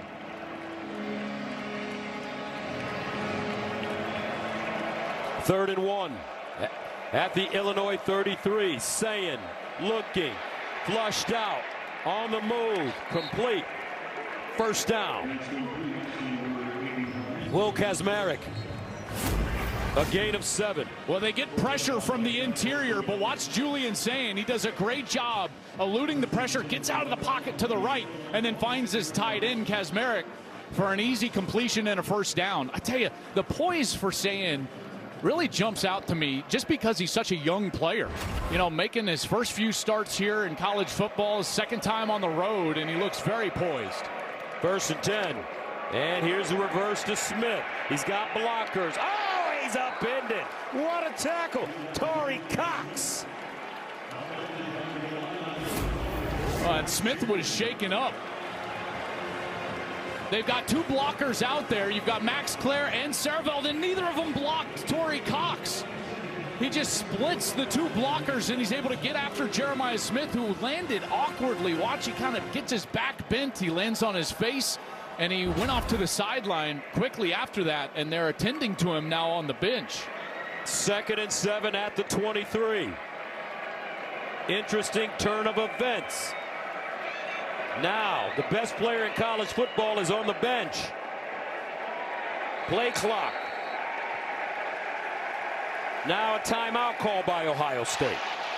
Charge timeout, Ohio State. Their 1st of the half. And Ryan Day is not happy. The officials were holding the snap because they had substituted. And Illinois substituted very late and was jogging off the field. The officials were allowing it.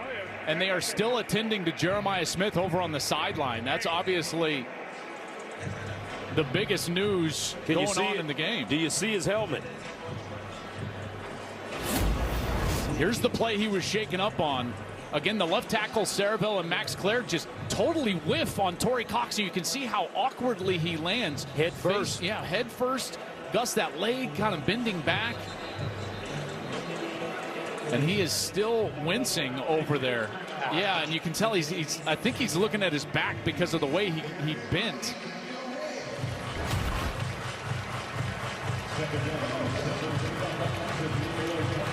Well, that's now becomes easily the biggest story of the game so far, and possibly across the entire country. This is a different team without that guy on the field. 2nd down and 7 at the 23. Donaldson, and he smashes forward and picks up a 1st down. That left side of the offensive line opening up a nice hole. Luke Montgomery, Sarabel as well. It's Heinzman. Got to include the tight end, Kazmarek, a good block. Phillip Daniels pulls around from the right tackle position. It's a nice job by that left side.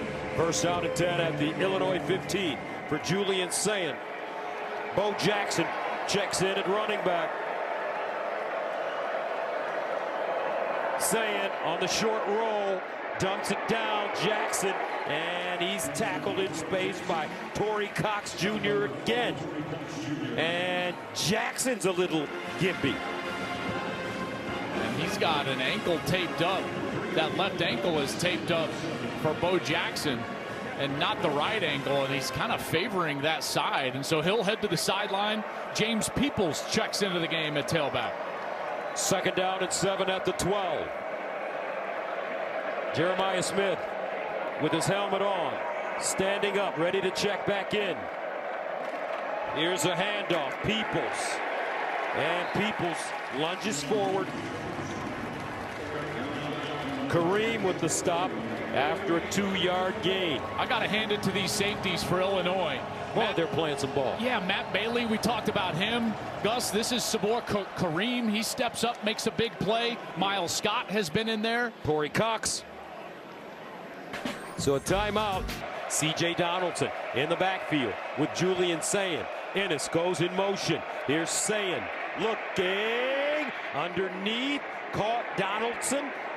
And Donaldson denied the 1st down. That'll bring up 4th down and about 1. Aidan Laughery with the tackle. Well, they are not calling in the field goal unit. They'll send the tight ends on the field. They'll try to get big here, and Ryan Day will get aggressive, and they'll go for it on 4th down. Moment of the game for this Illinois defense. Have to get a stop. 2 tight ends. 4th down 1 at the 6. Donaldson, all 232 pounds. The deep man in the offset eye. Now they switch the formation. Donaldson, and it's Sayin leaning forward, and he'll get the 1st down and a whole lot more. A brotherly shove gives them 3. Look at the hole in the defense right here. I'm so surprised they had nobody right over the center or in that A gap, the gap just to the right of the center between he and the guard. And every time you're going to quarterback sneak, Gus, as a quarterback, you're taught to go to the bubble, the soft spot. And that was right in front of Sayin. Great push from the interior of that O-line and an easy conversion. 1st down and goal at the 3-yard line.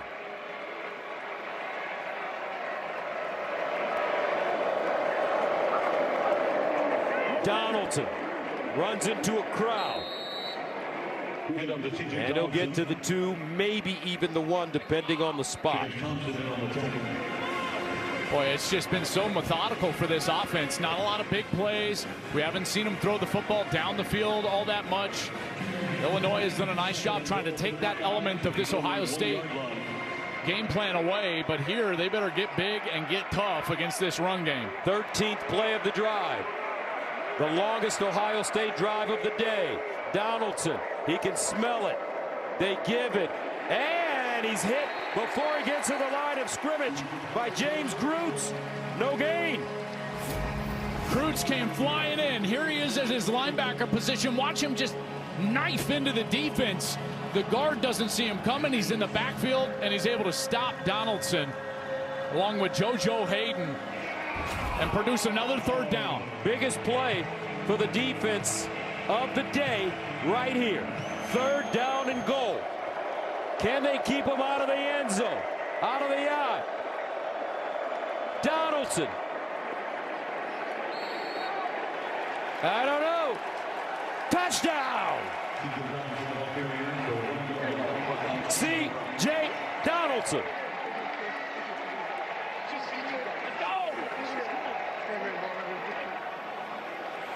Boy, he got a great block from the tight end, Nate Roberts, who's coming around right here from the fullback position. He's going to kick out, and then as Donaldson makes contact, he's going to spin back to his back and just get across the goal line for a touchdown.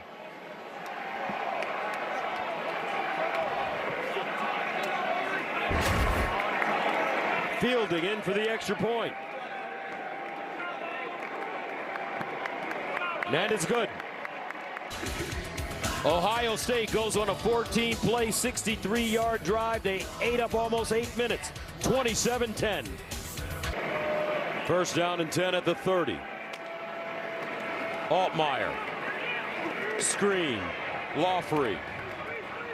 And he'll be lucky to get back to the line of scrimmage.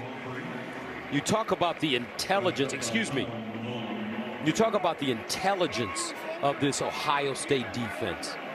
You see it. They seem like they always know where to go. Well, and the other part of it is they can change positions. You know, for Matt Patricia, Caleb Downs can line up as a linebacker, a free safety, a corner.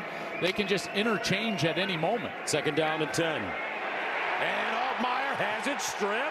Ohio State has the ball. Jermaine Matthews Jr. punched it out. And it's recovered by Caden Curry. 3rd turnover of the day by Illinois. Well, he's going to come from this slot corner position, and here's the blitz. It comes from a long way out, and Altmyer never sees him.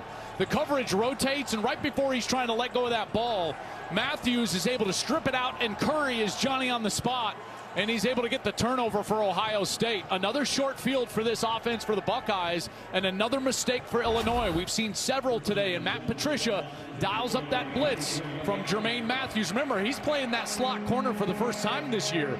Lorenzo Styles is out. Jermaine Matthews, normally an outside player, moved inside and comes in and gets the strip sack for Ohio State. Matt Patricia, a mathematician. That's what he got his advanced degree in. 1st down and 10 at the 24. For Sayin. He'll throw it. Sayin. And incomplete. Bo Jackson, the target. I was just going to say, you can tell Bo is not right.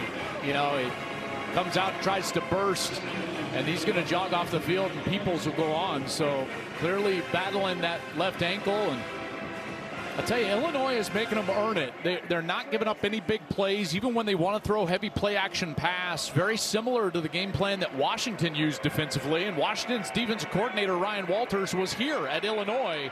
And Aaron Henry, the defensive coordinator here, was an understudy of them. 2nd down and 10 of the 24. Sayin guns it to the sideline, and it's caught. Carnell Tate. And he'll get close to that 1st down marker. Gus, do you know how hard that throw is? Far hash to your left, out route. It's got to be thrown right on the money and right on time. Beautiful throw and timing from Julian Sayin, and a connection with Carnell Tate. Carnell Tate, what an impressive young man. 3.7 grade point average in the sports industry. Major at Ohio State. He's also into real estate. He's starting to flip houses. He said, Joe, though, just on a low level right now. Eventually, I'll do apartment buildings and shopping malls. Here's a handoff. Donaldson, 1st down. Our kids are so amazing. And these Buckeyes are showing that they're amazing as well. There is a flag that has been thrown. Yeah, Jeremiah Smith, and it looked like, I think that was Juice Clark. They were tangled up after the play. After the play was over, unsportsmanlike conduct on both teams. Offense number 4, defense number 6. The foul's canceled. It is 1st down. Here it was on the outside, and they're tangled up like this. And did you see the strength of Jeremiah Smith at the end? Remember, I told you earlier, Juice Clark has followed him around all day. So every snap, he's annoyed. These two are going at it. He's like a little brother. That's right. That's right.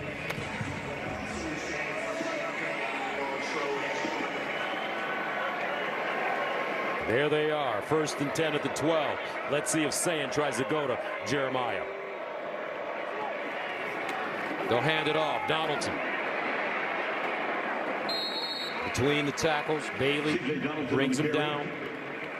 And that'll take us to the end of the 3rd quarter. Buckeyes knocking on the door once again. Their offensive line has been really solid. Julian Sayin, efficient, 17 of 24, 161, a touchdown, no picks. 2nd down and 6 at the 8. C.J. Donaldson in the backfield. They give it to him. Donaldson fighting forward. Initial contact made by Matthew Bailey. I think one of the things that I'm so impressed with is the balance with which they can attack you. You know, we've seen potent offenses with great skill position players before, and Gus, they get impatient. They try to take shots, but this offense, they say, all right, you want us to snap it 10 times to score? Great, that's what we'll do. You want to give us a big play? Great, we'll try to take that as well. And it's the methodical nature with which they play that I think makes it so difficult to try to stop them. As you can see, very balanced, 30 rushes on the day. 3rd down and 1 at the 3. Inside handoff.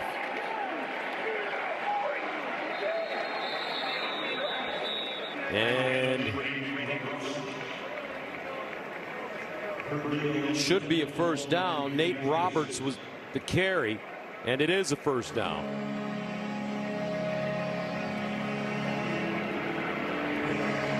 So that brings up 1st down and goal for Ohio State. Remember, this offensive line has to go against their defensive line in practice on these goal line opportunities. So if you want to get better trying to run the football inside of the 2-yard line, well, this Ohio State offensive line's got to play their defensive line. That's why they're so good. Play clock winding down. I don't think they're going to get it off. I think Ryan ran down and got a timeout late. Charge timeout, Ohio State, their 2nd of the half. It will be 30 seconds in length. Ryan Day, let's talk about him. I think you have to give Coach Day so much credit for what he's built. No, first of all, let's say this. You have to give Urban Meyer a lot of credit for handing the program off to safe hands. But do we have to? We don't. Unfortunately, yes, we do. You're exactly right. But then when you look at Coach Day, though, to have the courage last year to hire Chip Kelly, a former NFL head coach, and this year to hire Matt Patricia, a former NFL head coach, 3-time Super Bowl winning champion. I just got to tell you, I wouldn't hire Al Michaels or Jim Nantz or Joe Buck or Kevin Burkhardt. Right. Okay? That's not job security. No, no, no. Well, it takes a confident guy, and think about what he's been able to do. Fastest in Big Ten history with 75 wins. He's got the highest win percentage of any coach in the history of college football. And he's put this program in a place that right now I think that you would have to say Ohio State is the preeminent program in our sport. And that's a huge credit to Ryan Day. 1st down and goal at the 2. Donaldson can smell it again. No, Sand will throw it. Touchdown, Jeremiah Smith. How simple can it get when you have number 4 on your team? Check out this release. Just a little inside move and then explodes to the outside. And Juice Clark can't cover him. We've seen him now a couple of times. So last week, Minnesota inside the red zone, inside the 10. They tried to single cover Jeremiah Smith, immediately touchdown. When they see that one-on-one, the ball goes to number 4 immediately. It does here today, and it winds up for a Buckeye touchdown. And you got to give Smith a lot of credit battling back from that. Mixing up the fronts, and it creates a lot of pressure on the offensive line, and also it creates one-on-one blocking opportunities with those linebackers and defensive linemen. 1st down at the 16. Here's the run. Laughery. Downs in on the play. There's Matt Patricia. He usually has that signature pencil right behind his ear. There it is. You know, Gus, it's not even suffocating. You know what this defense is? It's relentless. Yeah, but that pencil don't work. It doesn't work on that laminated stuff. What's that there? That's just, look at him. He's an actor. It's just for show. 2nd down and 9 at the 17. Altmyer drops it off. Laughery tried to hurdle. And Sanchez doesn't bite along with Sonny Styles. You know, I got to give Devin Sanchez his flowers today in his first start. He was the #1 cornerback recruit in the country, a 5-star player. Could have gone anywhere. You know what's interesting? You know why he came to Ohio State? Why? He wanted the challenge. He said, I'm going to be a better player by playing against those wide receivers every day in practice. You know, a guy thinking ahead and thinking forward down the line to try to mature and become a better player, and he's played pretty well today. 3rd down and 5 at the 21. Underneath, Altmyer, nice throw, sidearm. And it's caught by Cole Rusk. We asked Matt Patricia last time we saw him week 1 against Texas, when the players look in your eyes, what's the question that they're asking you? And he said, the question they're asking, I just want to know. Tell me, coach. Just like that. Look at Downs. He drops Hudson Clement immediately. Some feel that Downs is the best defensive player in America. Okay, so great defenders, and in particular in an intricate defense like this, they've got to be hybrid, a Swiss Army knife, if you will, and that's exactly what Downs is. He can play anywhere on the field. He's the smartest guy on the field, and I think the beauty of this scheme is that they allow him to play in the middle of the field more often. And oh, look at it. He's about to come on the blitz. Jumped offside.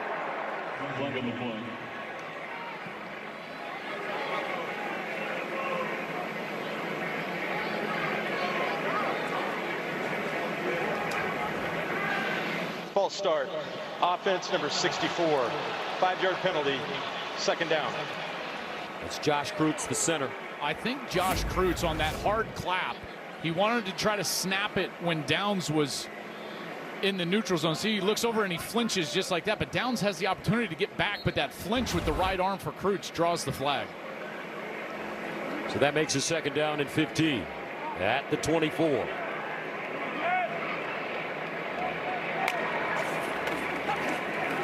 Altmyer out of the pocket, decides to run it and goes out of bounds at the 30. 6-yard gain.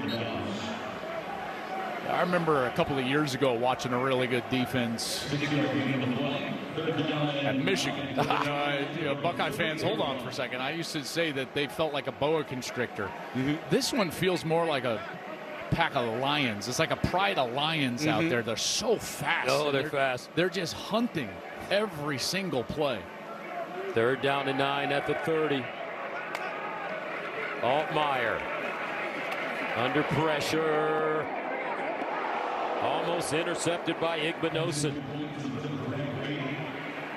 Beatty, the intended receiver, and Illinois will have to punt. If you think about it, it's almost if we're getting ready to approach, or we're in the middle of a golden age of football here in the Big Ten Conference. Yeah. Back-to-back national champions. You got Ohio State playing at a high level this year, along with Oregon, Michigan. You think they may be able to be good. Indiana has been sensational. I can't wait for that game up in Eugene later today as Indiana goes on the road to face what has been a dominant Duck team. Dante Moore, the quarterback there.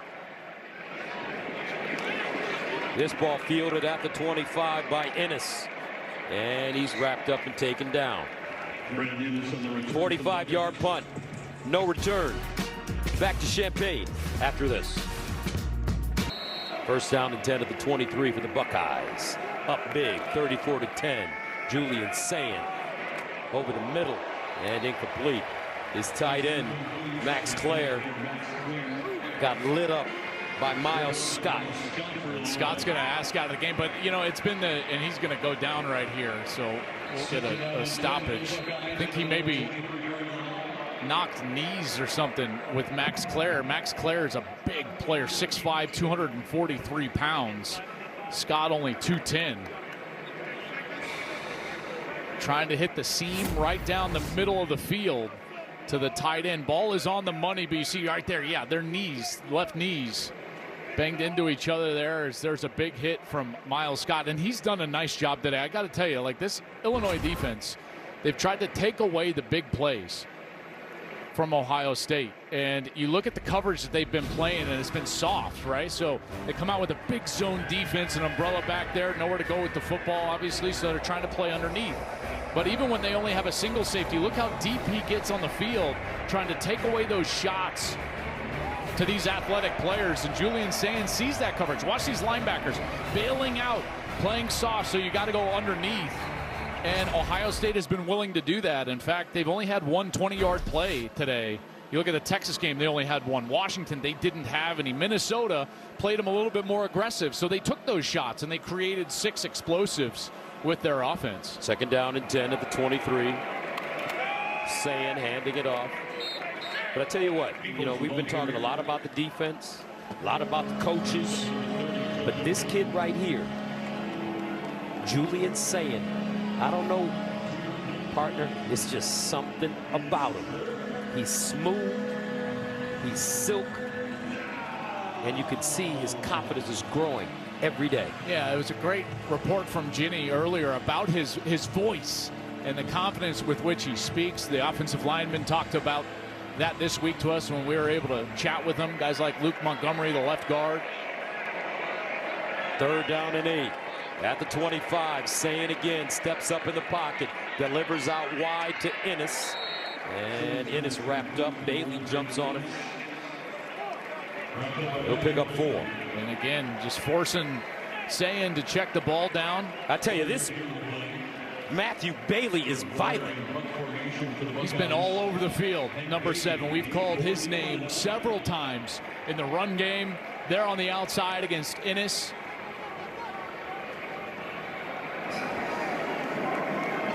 So on 4th down, they'll punt. Beatty back deep. Joe McGuire will send it away from around the 15.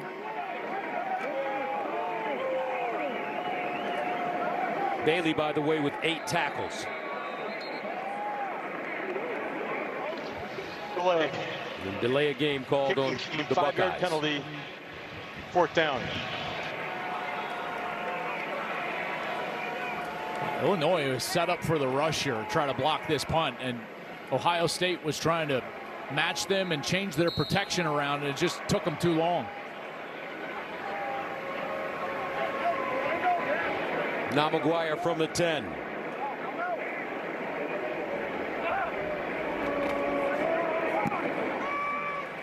Pops it up. And fair caught at the 38. 34-10. Altmyer on 1st down. All day to throw it. Off his back foot. Caught. Dixon. And Dixon taken down by Peyton Pierce after an 18-yard gain. 8:10 to play. Been a terrific day of college football, folks. We are watching the best team in America, the Ohio State Buckeyes, against the Illinois team that came in here on a 2-game winning streak. Been playing great ball, but just not enough today against the national champions. 2nd down and 4 at the 38. There's another handoff. Laughery. And Laughery looking for daylight. Pierce there again as he gains a yard. Jason Moore as well. You know, in this day and age, we see teams, you know, struggle on the road. We saw it last week with Texas and Penn State. And got the sense like, hey, is this that day for Ohio State? The answer is an emphatic no. 3rd down and 3 at the 37. Different animal. Altmyer. Nobody open. Altmyer finally finds a receiver, and it's Beatty. Hank Beatty's had a strong day. 7-yard gain, 1st down. Illini.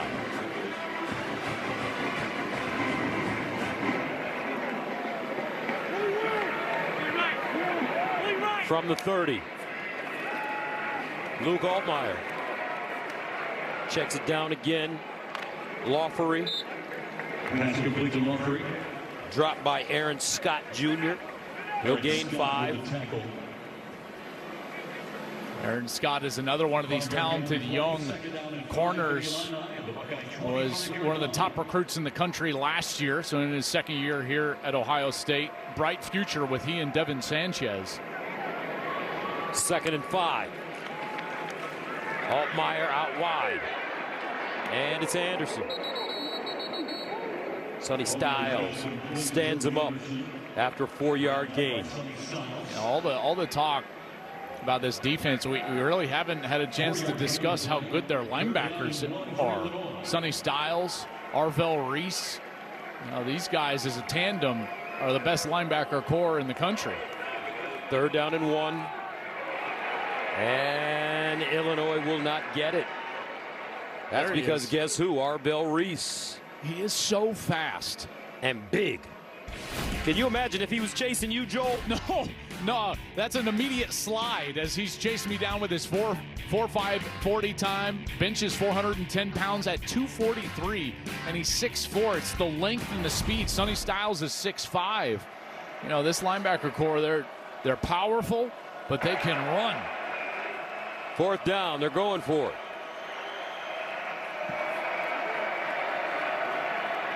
And it should be a 1st down.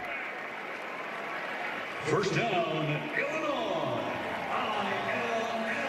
Jordan Anderson.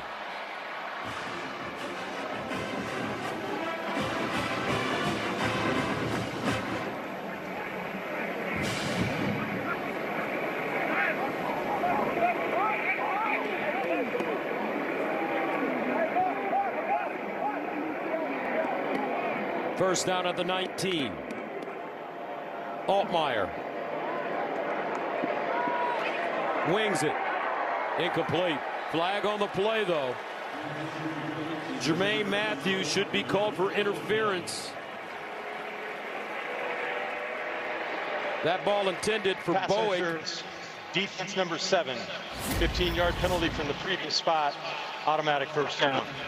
Another one of these in the corner of the end zone. We've seen several. Brett Bielema has been arguing for this call all day long, and here Matthews just into the chest of the wide receiver Boeing, and he draws the flag. After the penalty, 1st and goal for Illinois at the Buckeye 4-yard line. So that'll make it 1st down and goal from the 4.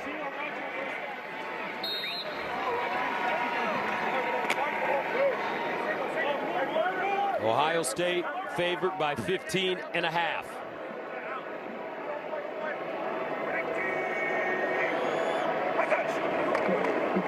They fake the option over the middle. Touchdown. Collin Dixon. Nice play.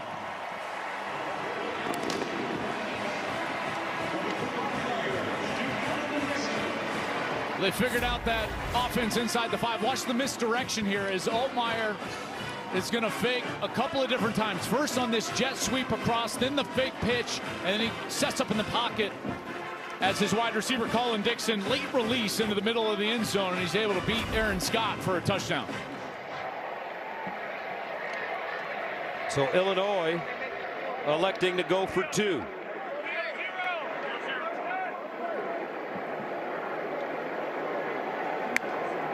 Altmyer will throw it. Looks. End zone. Incomplete. He couldn't find Alexander Kapka-Jones. So it's a 34-16 game. With 4 minutes and 25 seconds left.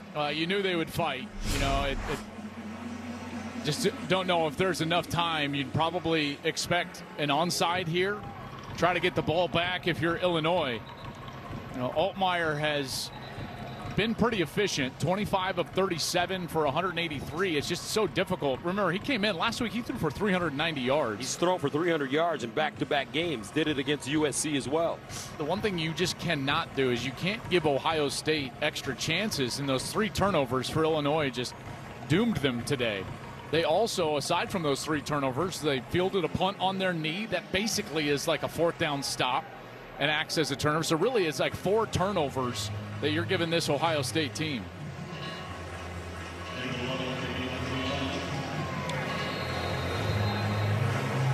So the onside kick coming. Olano. And looks like Ennis has it.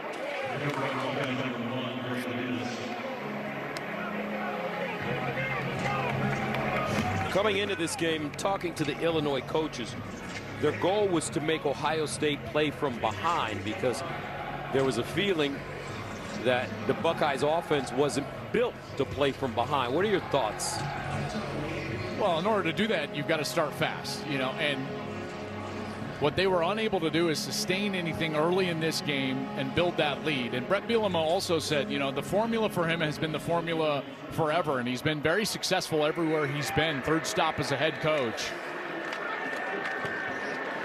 But his formula, Gus, is, and he said it very bluntly to us yesterday, run the ball, defend the run, cover kicks.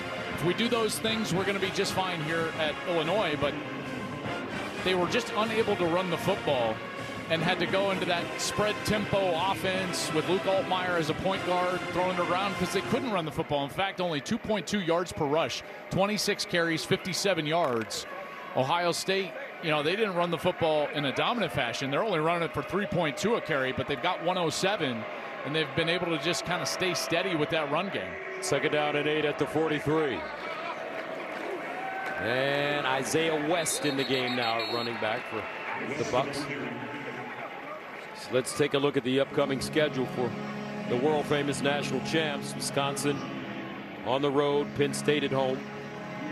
What's happened with Penn State?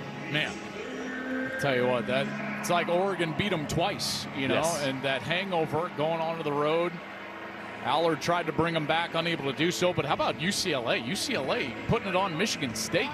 So they've turned around on the road. But then, you know, as far as this schedule, and Buckeye fans, we know there's only one that you really want, and it's that last one, Thanksgiving week, the game, as you travel up to Ann Arbor. Big game for them today against USC. West. Wolverines on the road in Southern California.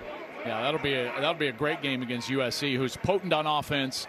USC has never really been able to answer the bell since moving over to the Big Ten physically.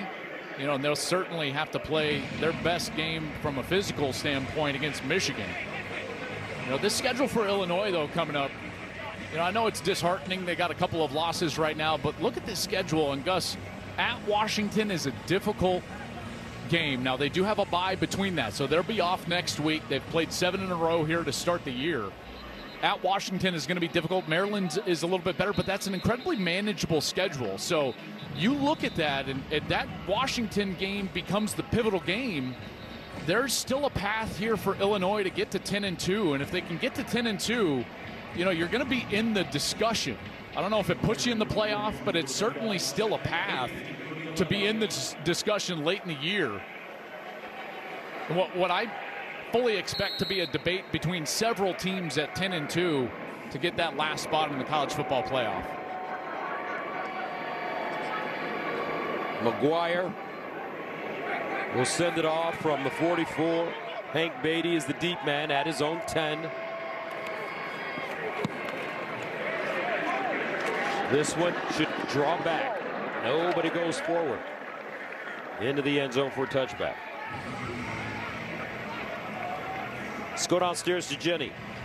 Well, there's a fun story when it comes to the Bielema family, and that is Bielema's daughters and their love for this team. So a quick note, when we were catching up with Coach, he said he asked his daughters, what do you guys want to be for Halloween? Well, Brexley said, obviously, Luke Altmyer. So here's the thing. Those jerseys came in last night. The girls are ready. Brexley still has a mullet on the way, so that will complete the costume. We got to get a little love to their biggest fans out there. Obviously, Luke is so proud to be a part of this team, loves the Bielema family, and that, no doubt, is what it's all about at the end of the day, guys.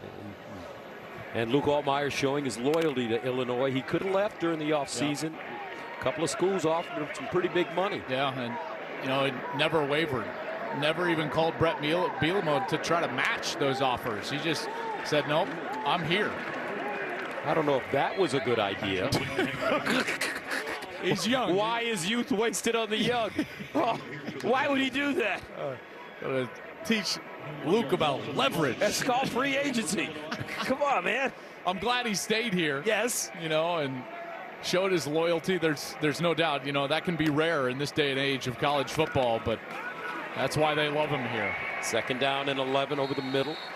Nice toss and grab by Cole Rusk. 17 yards, and that should take us to the 2-minute timeout. And the reason I bring up that 10-2 opportunity is because of number 9. You know, with him at quarterback, they're not going to have to face this defense every week. So with Luke Altmyer, they've got a pack. Sports we love in college football has been going through some medical issues. You went to Colorado. What's the status on Prime? Yeah, Prime had a procedure this week, a 4-hour procedure, and You know, I'm just hoping and praying everything went well. Great completion there on the outside to Altmyer. But, you know, college football is better with prime in it, and we've seen that over the last couple of years. So, Coach, we're thinking of you. We're praying for you. Yes, we are. And hope for a speedy recovery. The fear that those blood clots that he's been battling at times during his life have come back. First down at the 49. Nice throw by Altmyer to Rusk. They get inside the Ohio State 30. A gain of 21.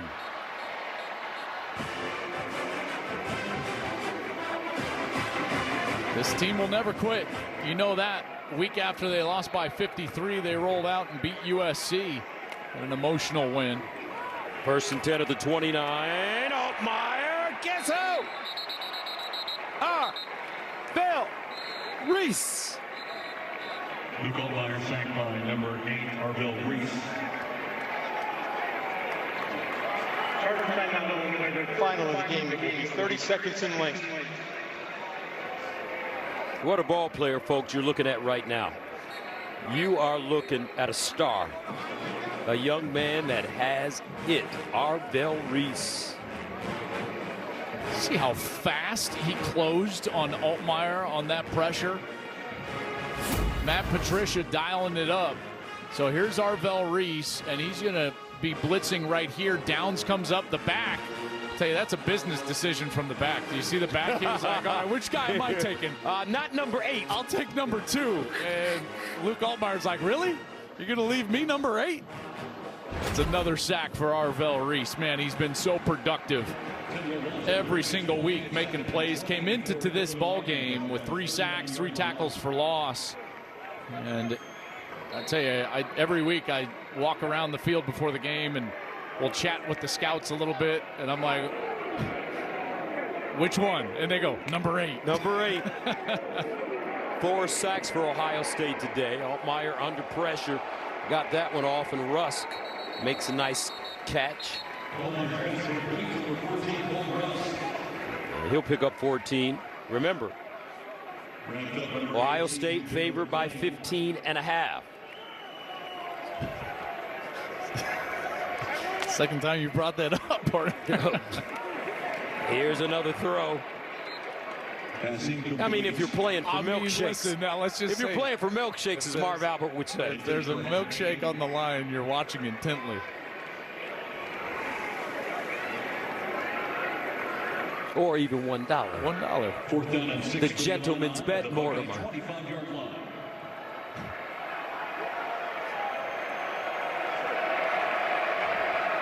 Fourth down and 6. Illinois going for it.